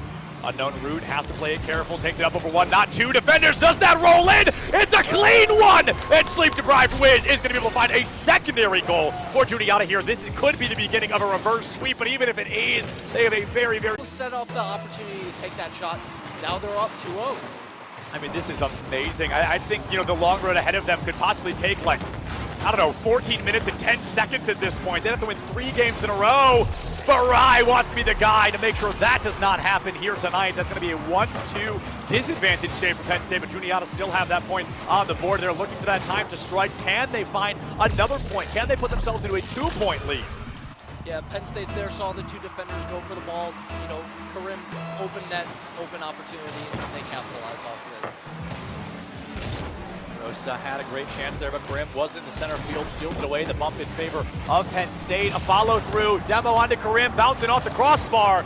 Ooh, Juniata playing with fire on that defense. Yeah, Rai trying to make an opportunity here. Karim with a shot from midfield. That's the boy. Karim really looking good there. I mean, comes back from beyond the grave, right? That's Karim returning to the fight from that demolition, and he just sinks it past not 1 but 2 defenders to tie things up 2-2. A minute 10 is gone. We've got almost 80% of the game left to be played.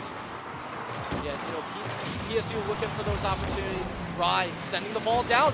A missing off the post. The 4th man on every team, the goal post, making the save for Juniata there. Karim trying to make it play here, no boost. What's he gonna do? Sleep deprived Wiz trying to send the ball the other way. Demo there onto Karim. 3-on-2 opportunity. Not gonna capitalize off it. Rai sending it the other way. Gotta look again, the boosts are working wonders right now. Unfortunately, that is gonna be a point for Penn State, but Juniata really starting to fight toe for toe, blow for blow, getting up close and personal, giving those demolitions to guarantee themselves the boost if they need to find it, but unfortunately, just could not find ball control fast enough. Penn State finds a 1-point advantage, 90 seconds missing, but Juniata really starting to look good here. Can they answer back and give us a 3-3 scoreline? Kickoff going wide. Juniata misses the shot there, trying to get it down the field. Cam. Let's see what he can do to set up Penn State here. Ball going deep in the Penn State zone. Sending it back down. Deep played on the side of the map here. Rai rotating back, no boosts available. Yeah, no boost. I mean, it feels like none of these players have boost. No boost or no small pads either. Yeah, it feels like everybody wants to boost throughout each other, and when nobody has boost, everybody does. Wait, no, when everybody has boost, nobody does. That's what it is. So now half the game left standing, and Karim will be demolished here once again. Demolition derby there from the side of Juniata. Half the game remaining here. Will the Septilin's patent pending second half buff kick in for either of these teams? Can Penn State walk away with a dominant 3-0? Can Juniata force our first game 4 on stream? Cam, no boost, Rai, and then no boost. They're probably going to end up rotating back. Rai trying to make a play, though. Great save, though, from Juniata. Karim, full boost, going for the aerial. Can he get the flip reset? No boost. Ends up dropping it down. Nobody back no for way. Penn State! And Juniata tying it up at 3-3. I think that was a bit of a misplay from Penn State there, but as a wise man once said, we absolutely take those. It is now a tied-up game, 3-3, 2:16 remain. This is essentially going to be a half game. The next point could possibly be the deciding one. Can Penn State answer out and take a lead like they did 7-0 in the third game, or can Juniata give us that guaranteed 4 the people want to see? Yeah, Penn State on that play, they didn't have anyone back. All 3 players were above the midfield line. Nobody had any opportunity of saving that shot. It was almost a free goal for Juniata. Grim on the side, full boost, trying to make a play. Can he make a pass? Goes over Cam's head, going back into the Penn State zone. It's a slow roll here, which is where Juniata has really begun to found their strobes of success. It's when they play a little bit slower, they give us a weird pace of play, but unfortunately right place, right time, catches that one out. Demolition onto Karim, buys a little bit of space for Juniata to steal ball control back from Cam. Way to force themselves into a 2v1 disadvantage state. 90 seconds left, tied 3-3. Could our second overtime of the day be 90 seconds away? Yeah, and I feel like Penn State, they're starting to feel it. They're starting to play a little bit more passive. They're playing with more ball control. Oh, big shot there from Cam, drilling it home off the shot, or pass from Karim. Yeah, let's take a look at this replay again. I mean, Karim just spikes it down. That was all 3 players from Penn State really putting their heads together to find a critical goal with only 85 seconds left, each of them sharing a critical role to find that success. And now Juniata, they really need to answer back. They've been doing well. They found the boost, they found the demolitions, they found the physicality, but they need to find something else. They're 90% of the way there with only 80 seconds left. What can they do to make this happen and tie things up 4-4? Oh, crossbar getting that save for Juniata there as Cam put away, but Cam says no, puts it back into their zone. Oh! Karim with the drill into the top right corner. Look at this bump from Cam. Karim sees the opportunity, seizes the moment, puts it in the middle of the right. Oh, so close there from Juniata. I mean, hashtag Karim is him, bro. I mean, this has been insane. The deadlift this player has brought to the table for Penn State here in this game against Juniata, and possibly made the game-winning goal with only 60 seconds left. Is Penn State going to be able to find much more? Is Juniata going to be able to make this any closer, or is Penn State really starting to roll away with this advantage here and winning in a 3-0 victory to guarantee themselves a spot in Grants tomorrow? Yeah, Cam trying to play a little bit more control here, taking it down himself. One player from Penn State is back, Ride missing it. Now, here comes Unknown Route going down the other way. Karim having to shove it into the corner. Big demo there from Unknown Route. 3-on-2, odd man waiting for Karim to get back up. There's 20 seconds missing on the clock now. 2-goal disadvantage. Is it going to shrink all the way down to 1? Oh, close is never going to be enough. You've got to get 100% of the way across that goal line, just like that. Prosa finds the 4th point on the board for Juniata with only 11 seconds remaining. Can there be an answer back, or does Penn State have this one in the bag? This is going to be a pensive 11 seconds, as the next goal, if there even is one, can be a huge decider for what happens in this series. Yeah, Penn State only had 1 player in the net there, and big hang time, 10 seconds left. Unknown Route, full boost, trying to set up his teammate. Ball, 4 seconds left. Oh no. This is it. Is Penn State just gonna let it drop? Ball in the air. Does he? No! No! And it hits the floor just before the post as time runs out. And Penn State coming away with the 3-0 win. The heartbreaker, dude. Oh, that's devastating. They get so unbelievably close to come back after a 7-0 loss in Game 2, but unfortunately, they're just not able to find that in time. You got to tip your hat to them, though. I mean, way to keep it close. You look at this going in, it's an undefeated team versus an unwon team, but holy cow, Juniata was out for blood in that circumstance. An absolutely phenomenal performance from them. I've got to say, I think it's a no-brainer. Karim, again, is him. I think that's the MVP of this matchup. I think scored like 75% of all points from Penn there, so really carrying that team to an advantage. Yeah, and just the Juniata smiles on their faces. They know they did well, man. I mean, that was well. It's always fun to play on this. All played so well as a team together. And it's funny because before that series, before we even saw them, we talked about playing on a team and playing as a team, right? And I think Penn gave such a great example of what it means to play as a team. It wasn't just, okay, you. It was, okay, we all set up. We can all play that 3-man. We can all rotate into the proper positions, and we can find success. 3-0 in pools, the only team to pull it off and the only team to guarantee themselves a spot in those grands tomorrow. But folks, for the time being, that's all the Rocket League we've got for you. We're going to go ahead and throw it to a break and end tonight where I've been waiting to get all day long. Overwatch 2 coming up next. We'll see you right back here in just a bit.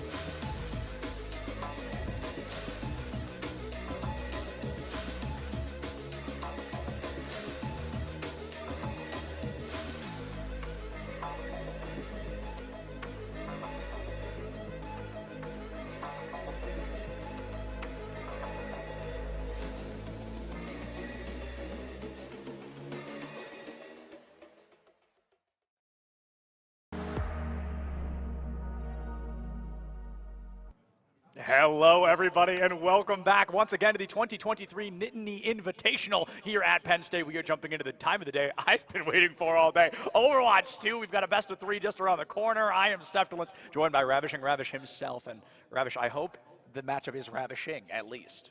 Jesus Christ, man. You had so many options for different words, and you chose the absolute worst one. Why did you do this to me? Because I wanted It's just like, I don't understand why you choose to inflict this pain upon me. Because your name is Ravish. My name is Ravish. Yeah, right. your name it's is Ravishing Ravish, too. They just out here putting my Govey as well right below me as well. Man, come on, guys. I found better. I producer K-Taz at the back to expose myself to just everybody else out there. It's like, guys, if you see me in the world, don't call me by name. Just call me, hey, you're that guy, right? Yeah, that's it. That's all I want to know. Yeah, we had a very long conversation about your name earlier today. We did indeed. Different pronunciations of it. It was a little bit interesting. Yeah. But I'm excited, though, because jumping into this one, these are 2 teams that we were supposed to see earlier today, and then unfortunately, due to some tech issues, we weren't able to make it happen. But the teams were patient and kind enough to just wait.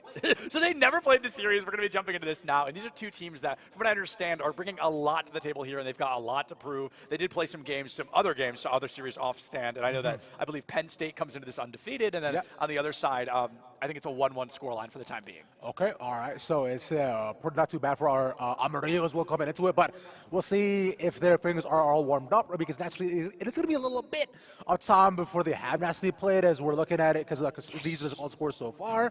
Yeah, it is Penn State versus Amarillo. Like he said already, Penn State 2-0, Amarillo 1-1, and as the rest of the scores are cascaded down. Yeah, and this is going to be interesting as well, because Amarillo being 1-1, if they win this, they're just 2-1. So is Maryland. Penn State. So we have to go into that kind of matchup in the circumstance. Oh, wait, so would Penn State. That would be a 3-way tie in that circumstance. It would then be 2-1, 2-1, 2-1, 2-1. That would actually be kind of crazy. I don't even know what the rules for that. We'll get there if we get there. Anyway, Atlas, Moltac, Cartier Sky, Godspeed, and Magia going into this matchup here. This is a very talented team, one that we're really excited to play earlier, and I think it's part of the reason they were so patient. You know, they were stoked to jump in. They're really excited to be on stream, and we're, of course, excited to have them. But let's see who's on the roster for the Penn State side as well, too, as they have all the ability to learn it off. We got DMT, Guts, Rags, Memory, and Paz. Much easier names to say. Big fan. Yeah, I had to sit down earlier with Amarillo and okay, how do you say that one?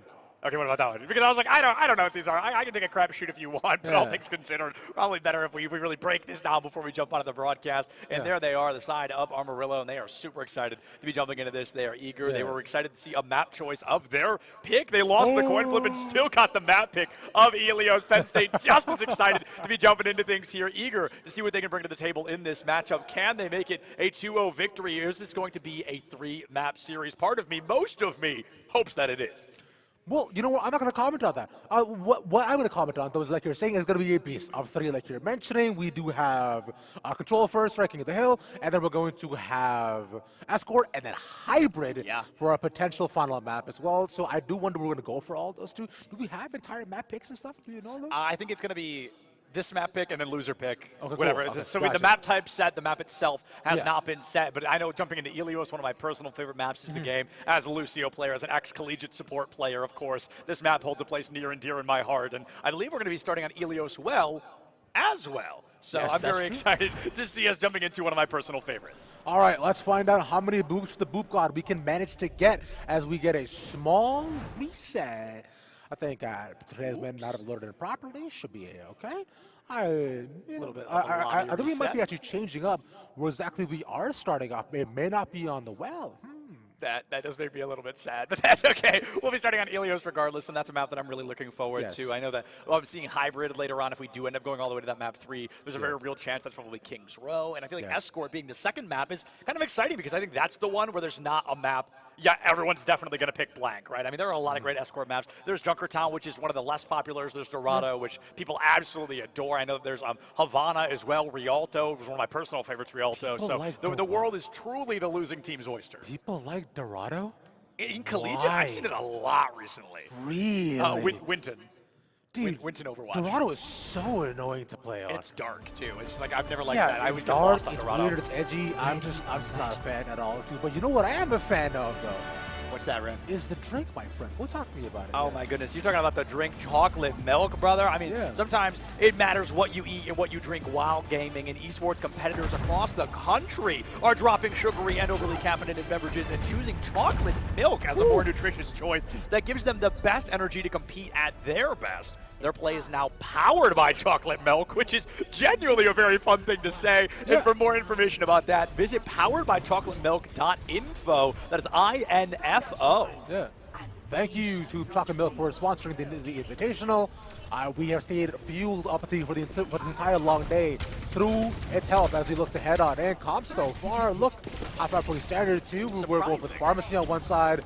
On the other end, we're going to be Soldier once again without the Mercy boost. Yeah, I think this is going to be a really fascinating circumstance to be in on the side of Penn State. Running as Zenyatta is a very glass cannon play style, and it looks like Zen's not even the first one to bite the bullet. Well, the rocket, rather. Cartier Sky does find that elimination early and makes it difficult for this team to collapse forward, but Magia overextends, trying to keep Atlas alive, and it's going to cost them as well. All of a sudden, Rags finds that cleanup out of that on, and it makes it a 4v4. Missing a support, notably more critical than missing a DPS, but Paz has fallen. Godspeed down as well. These 4 supports just cannot get into the combat. You get absolutely lasered down as well, too, by the Soldier as well, but you'll see more attack right now into nice little rewind. Managed to get in, trading 2 for 1 by the end of it as well, too. That's going to be huge for Amarillo to get in and get first cap as well. But as of right now, Penn State looking to stave that off, and finally, it should be able to cap it. Yeah, that fight lasting way longer. I think we saw 7 eliminations in that fight, 4 of them support. So that was a very kind of support-heavy combat. I think that makes a lot of sense to remove the support from the equation earlier, especially when the enemy tank is still online. When you look at one that's as unkillable as Orisa can be, you want to get those healers out of the way so she goes down as fast as possible. I'm surprised actually picking up the ball into the Orisa. I found for DMT, this is the bold pick. Because you're thinking that like the Orisa in general is just so healthy for so long, puts out a ton of DPS as well too. And you can counter the ball in general so easily by stuffing it into a corner, by being able to just like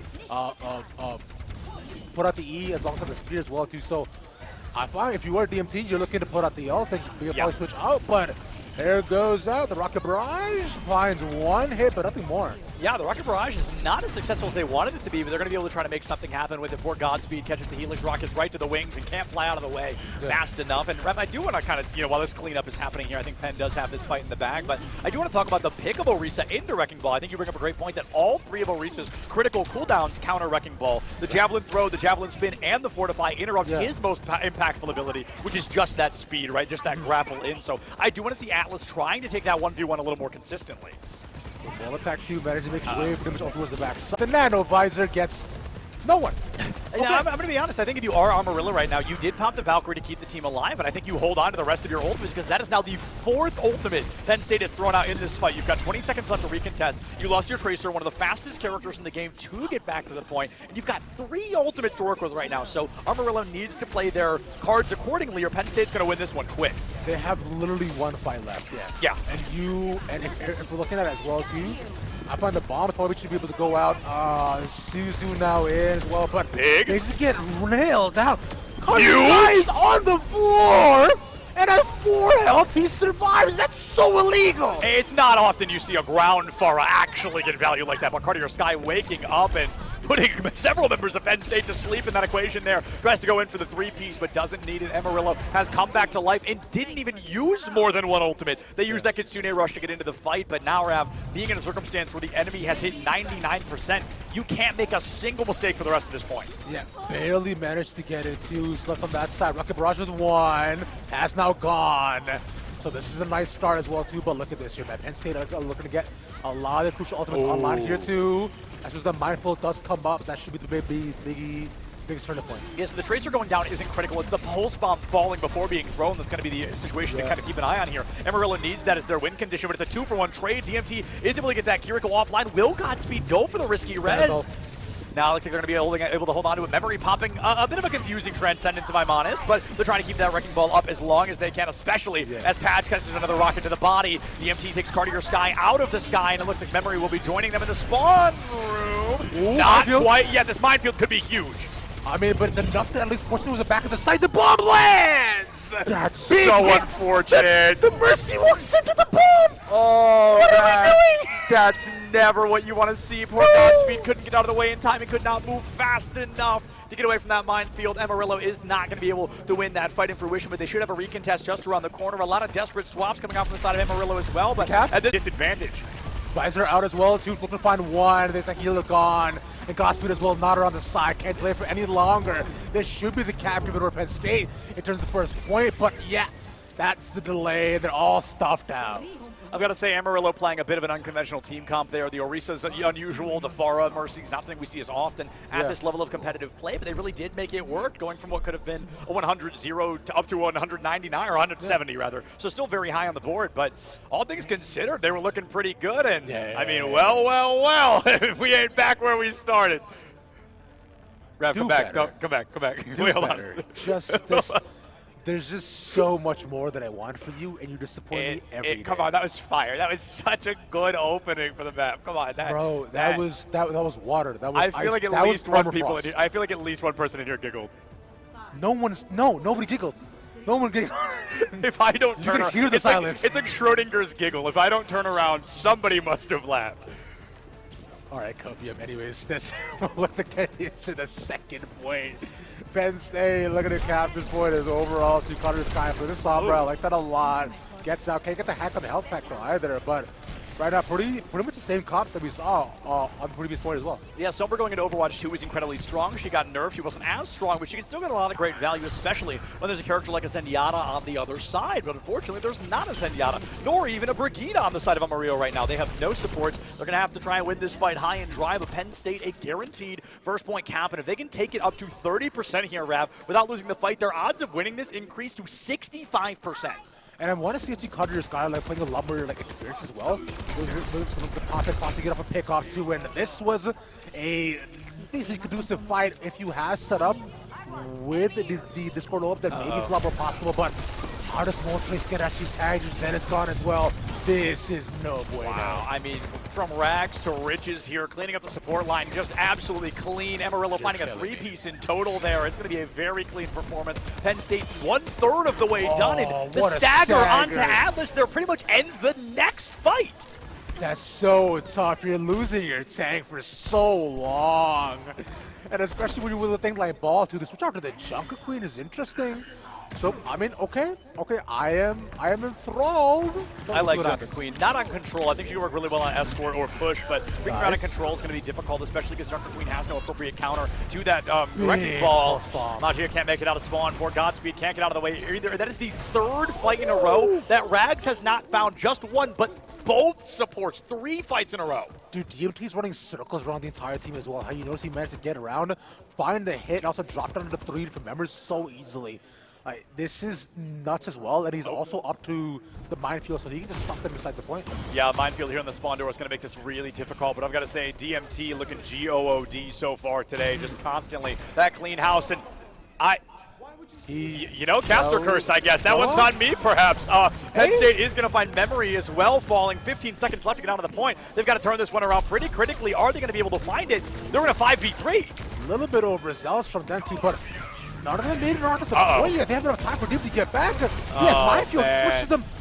No way, they had such an open window. They couldn't actually push them, so now the point's still back in their favor. GG's. GG's indeed. That was just guts being guts. I mean, really having the guts to stand out there on point in a 3v5 disadvantaged state, being the soldier, knowing you could take that far out of the sky was a very dangerous play, but obviously it's one that worked well, and Penn State walking away with a 1-map win here on Ilios. There's only one more map for Amarillo to answer back. We're unfortunately going to be seeing a 2-0.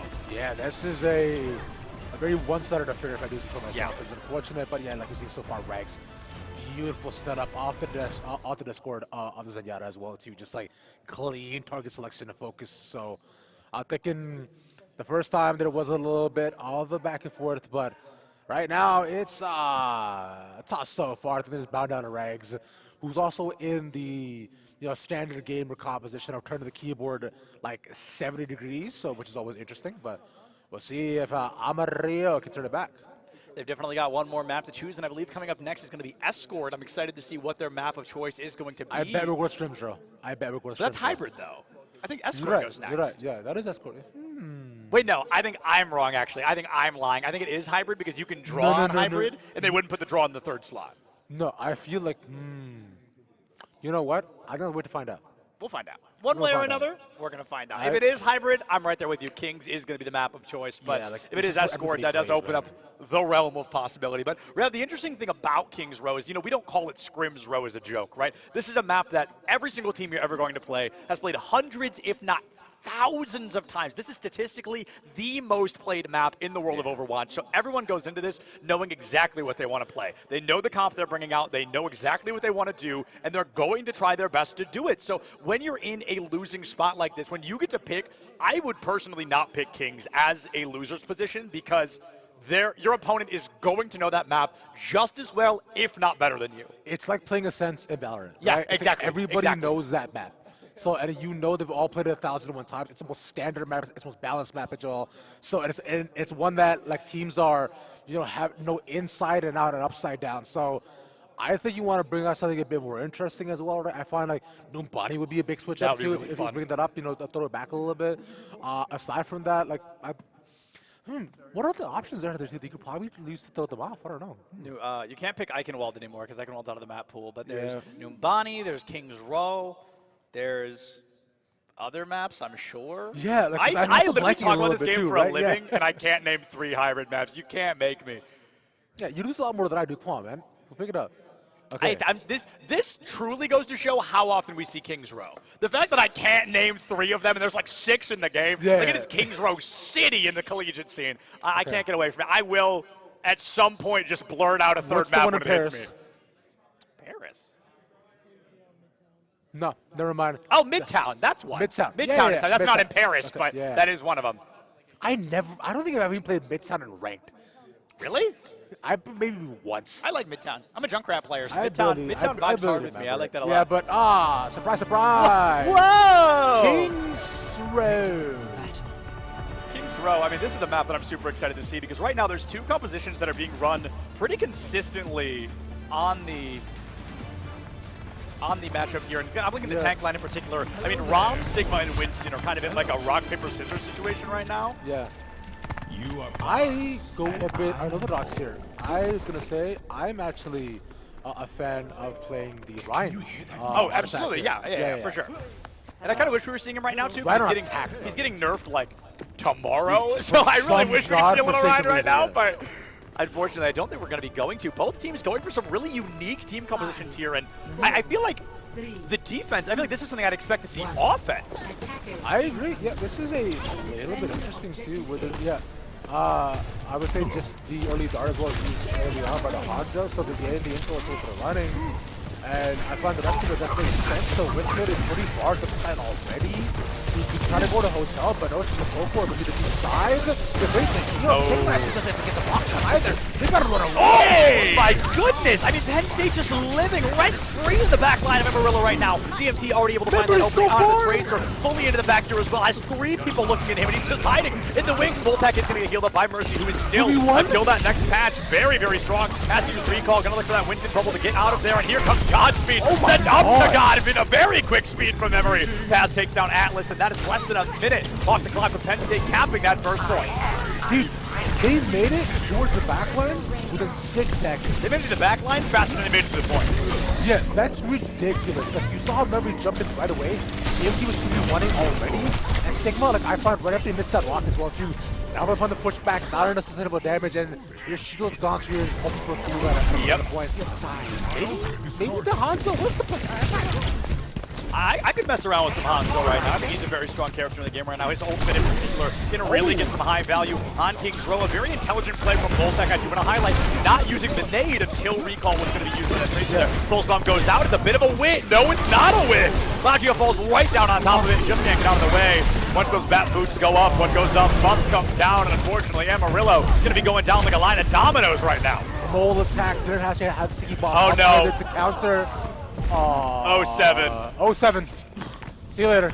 But so yeah, I like the switch up onto the McCree as well for bull attacks, but to be able to just counter Tracer because the MT has been a menace in the back line. But yeah, but no bomb in time. They do have Sojourner as well, so should be able to get some sort of damage down. But Amarillo to get ultimates back up. DMT Shout out Moltec on the Cassidy, checking their corners there, able to find that DMT hiding in the back line. A very important opportunity for Penn State to continue moving forward would be that Tracer finding a flank, but instead she's been completely read like a book, and I'd love to see Amarillo capitalize on that. She only has so many flicks. No! No! No! The deflected javelin! It takes Courtier off the map, and oh, poor Atlas just cannot hold the world on their shoulders long enough. Every ultimate under the sun for Amarillo, 5.5 minutes for Penn State right now. Dude, what a reflex by Rags! That's absurd. Ridiculous. Timed that beautifully, and I find that must have been just like, you right on the exit, you get something. Atlas gets stopped, alright, not bad at all, managed to stay alive. They're about to tap. Yeah, I mean, there's 5 minutes on the clock. They're getting ready to do round the second to last corner here. On King's Road, not a good spot to be in. Waiting for the deflect! Oh, you know, we'll take almost. it. It's a 1-for-1. We'll take a 1-for-1. You got rid of the tag, too, which is huge. So this is a really big opening for Amarillo. They've got a spawn advantage. The tank is missing. They've got a lot of damage to bring to the table. You gotta get rid of Rags first. And with that nano online, going from rags to riches once again. Okay, actually not as flashy as I expected, only a 2K, but Atlas, that Robo Horse, gets sent to the glue factory, and now only 2 members left standing on the side of Amarillo. Penn State might finish with more time than they started. Yeah, it's entirely possible, but even with Rags, we thought he was almost on, but Ronald's second heal does come in. They're about to cap with about 4:25 on the clock at this point, which is about 4:20. They have Suzu in front of the points. And Slab, no, not just yet. 4 seconds left, so that's where they just throw everything at the wall. Kitsune online is going to allow Penn State to have an increased movement speed, reduced cooldown, and a faster fire rate. So there's a lot on their side there. They're going to be able to cap 4:04. Time bank not found, but 4 more seconds on the clock here for Penn State than they started with. But Rav, going into the second half, I think I want to see a big change for Amarillo here. I think I want no more Sojourn. I think I want no more Mercy, because the Mercy's job is to pocket the Sojourn, but the Sojourn is getting dove so fast that she can't get any value, and all it's doing is serving them both up on a platter. I want to see Amarillo make some changes. I was gonna say, and I like the Cassidy pick that they back. Yeah, agreed. Honestly, like going hit scan to this point too, you bring a consistent damage as well, and you can counter DMT, who this Tracer has been the biggest detriment towards your entire team. Like, he's been matching in the backline so often, gets healed up, and just it's been a nuisance so often, which is a Tracer job. Like, you found no counter at this point, you've got to find something to take care of it. Yeah, absolutely. You've got a character to line things up here, and Amarillo going to be trying a couple of interesting picks of their own, but we'll talk a little bit more about that as we approach. I'm not sure how much of a delay we're getting compared to what's happening in real life, so I don't want to overplay anybody's hand, but I do know that Penn State going into an opportunity of their own here, I think falling into a more classic, almost Overwatch 1 composition, right? We're seeing a situation in which they are going to be playing that double sniper comp, which is going to be a very easy way to find early picks, right? We're kind of in a one-shot meta for the time being. And I don't think we're really in a full meta, but these are characters we're notably more likely to see being those double snipers. I'm gonna wait with bated breath to see what I'm gonna do. This is a fascinating start, like the overall start I get to. But so far only does go in. On the top, there's just no shot. I mean, DMT. He's below. Yo, DMT hitting him with the SIT, bro. Oh my goodness. Poor Moltec just gets taken right out of that spawn door, in Penn State looking for an opportunity. Ryan on the board here from Atlas and really trying to carry the world once again. Gotta get around that statue though. DMT as well, man. All the way up top as well. The rock lands, but Reinhardt a little bit too high on health. One more shot. It's gonna be able to do it, but gets healed up. Doesn't land. Oh! There it is. But the refrag does. That's 2 down. The double sniper is working. Double sniper here. Cartier Sky is able to take the Widow offline. That's a lot of damage off the table if Penn State can move fast enough. Memory is able to find Atlas as well, but again to take down Cartier Sky. And, you know, Icarus flying too close to the sun. Amarillo found 1 elimination and they overextended, trying to find a couple of more, and their wax wings burn pretty quickly.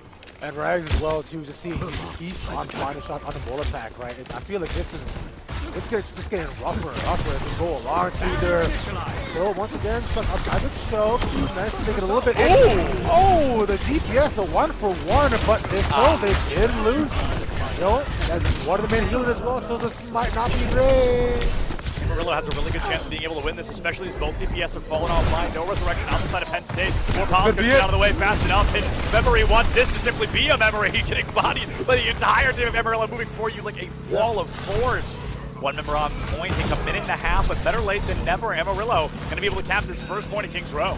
Yeah, Bobby managed to get it after a 2-minute delay, so they still have a lot of time to be able to go back to the forward. So doing A-okay, but Penn State, look at this, the checks buster are incredible. If they wanted to, they could hold them at this doorway the entire time. And this is one of those circumstances where this arch is lethal if the cart gets stopped here. Yeah. This happens so often that I call this Kings Row 1.5 because we see teams get stalled right here so unbelievably often. I want to see Amarillo be able to break through and not lose cart momentum. The second Penn State steals cart momentum from them is the second I'm afraid this map could be over. But Moltak with the first blood once again, trying to give Amarillo the numbers advantage they need to succeed. And there's Universe Sings. He gets both healers. That's big. That's one down. The Mercy barely staying alive. Man's in reposition, but it's stuck in the corner. And Memory deletes their hard drive. Memory doesn't know the melody, but knows the song they love to dance to. Really coming in strong, Penn State. Using only 2 ultimates to be able to find that strike. And sorry, 1 rag swap. That's not big. Amarillo is going to have 4 ultimates of their own as well. He's critical here, Raph. I mean, this is such a risk versus reward scenario. Cartier Sky does not reap the rewards they wanted. An accretion into a sleep dart fully negates that play. Incredible job done by Paz. So stopping that right in the middle, they don't get the frag on him again, but Valkyrie also popped his anti, grabs the back line, repositions, now time for the nano, but it's a little bit too early, no blade there either, so he's just striking away. I thought that, thought he felt confident, might be able to get one more, no reflect, more attack. Questionable.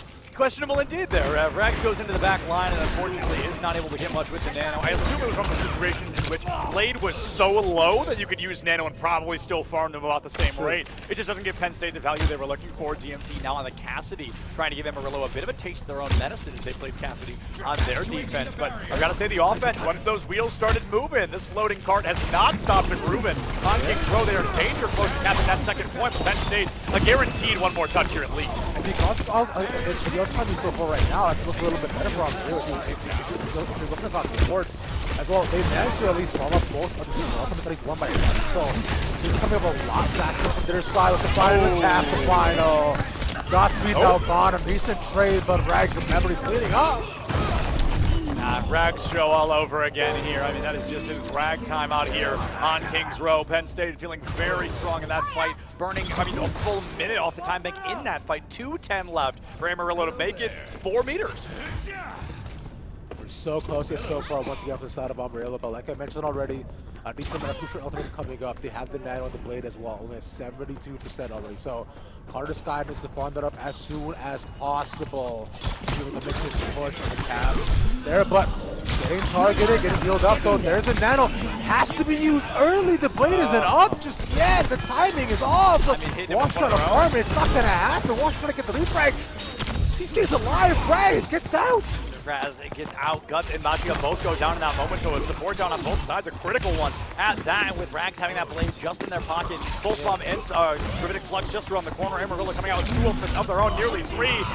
Okay, that's pretty huge here, I'm not gonna lie. The Valkyrie into the blade, more Rags wasn't able to pull a blade of their own, but the Dramatic Flux takes them down, and just barely that Kitsune, or that, sorry, that Suzu able to keep them up and running. Cartier Sky takes out DMT, and now with a 2 numbers advantage. Can Amarillo find themselves in the winning position? Cartier Sky giving us their best Rags impression to walk away with a victory here. Tapping second point and guaranteeing themselves a shot at third, and it looks like it has been done. Only 2.5 minutes. Yeah, burning almost like a full minute and a half for what they were starting off with too. Just getting stopped at the final smaller choke point is huge. The MT gets taken down, so it gives them a bit of space, more attack. Nice snipe. DPS really popping off here on Amarillo. They really began to wake up, especially after that opportunity where they found themselves in that circumstance of taking one shot after another, or one bullet into another, and all of a sudden, Amarillo after that first point cap, they've really come back to life. Kitsune Rush is done, and he's going to find a bit of an opener here.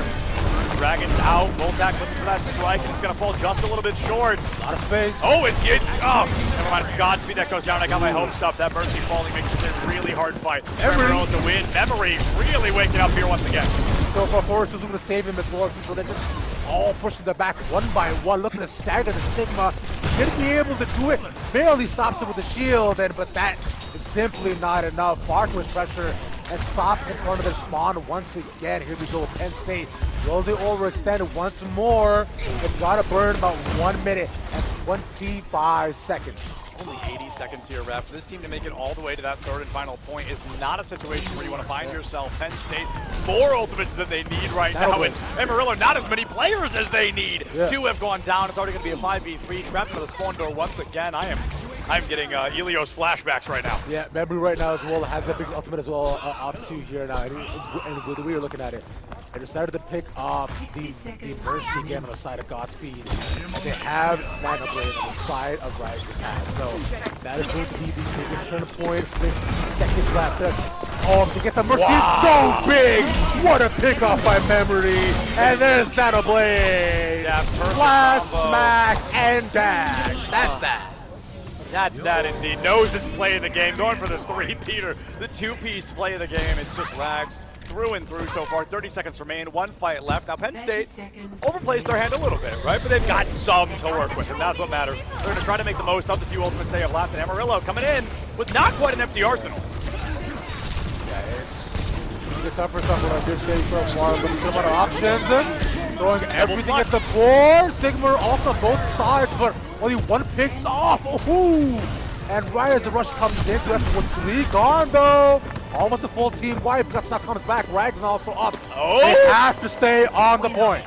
You got to stay on the card from here on out. Capping in overtime is the name of the game, and Guts certainly has some with the play style we're seeing in this current moment. Flanks into the backline, looking for either of the supports, but Memory is going to go for that cleanup crew. Pile drive on the high ground, front of your sky, taken out by DMT. Kitsune rush from the backline. Guts barely able to get it off before they go down to that fire there with the speed in the last fight. Penn State wants every advantage they have. The fire rate advantage, the speed advantage, the cooldown reduction is working wonders, especially if you've got a wrecking ball on the table. A 3-second pile drive is insane.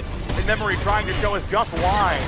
There's another elimination from Rags, takes Razia out of the fight. Atlas falls as well, and it's the Widow that cleans things up. Rags deadlifting Penn State into the grand finals tomorrow. GG's. Penn State looked absolutely unstoppable on their home ground advantage. So far, through every single esport that they have played here today, Seth, they have been undefeated.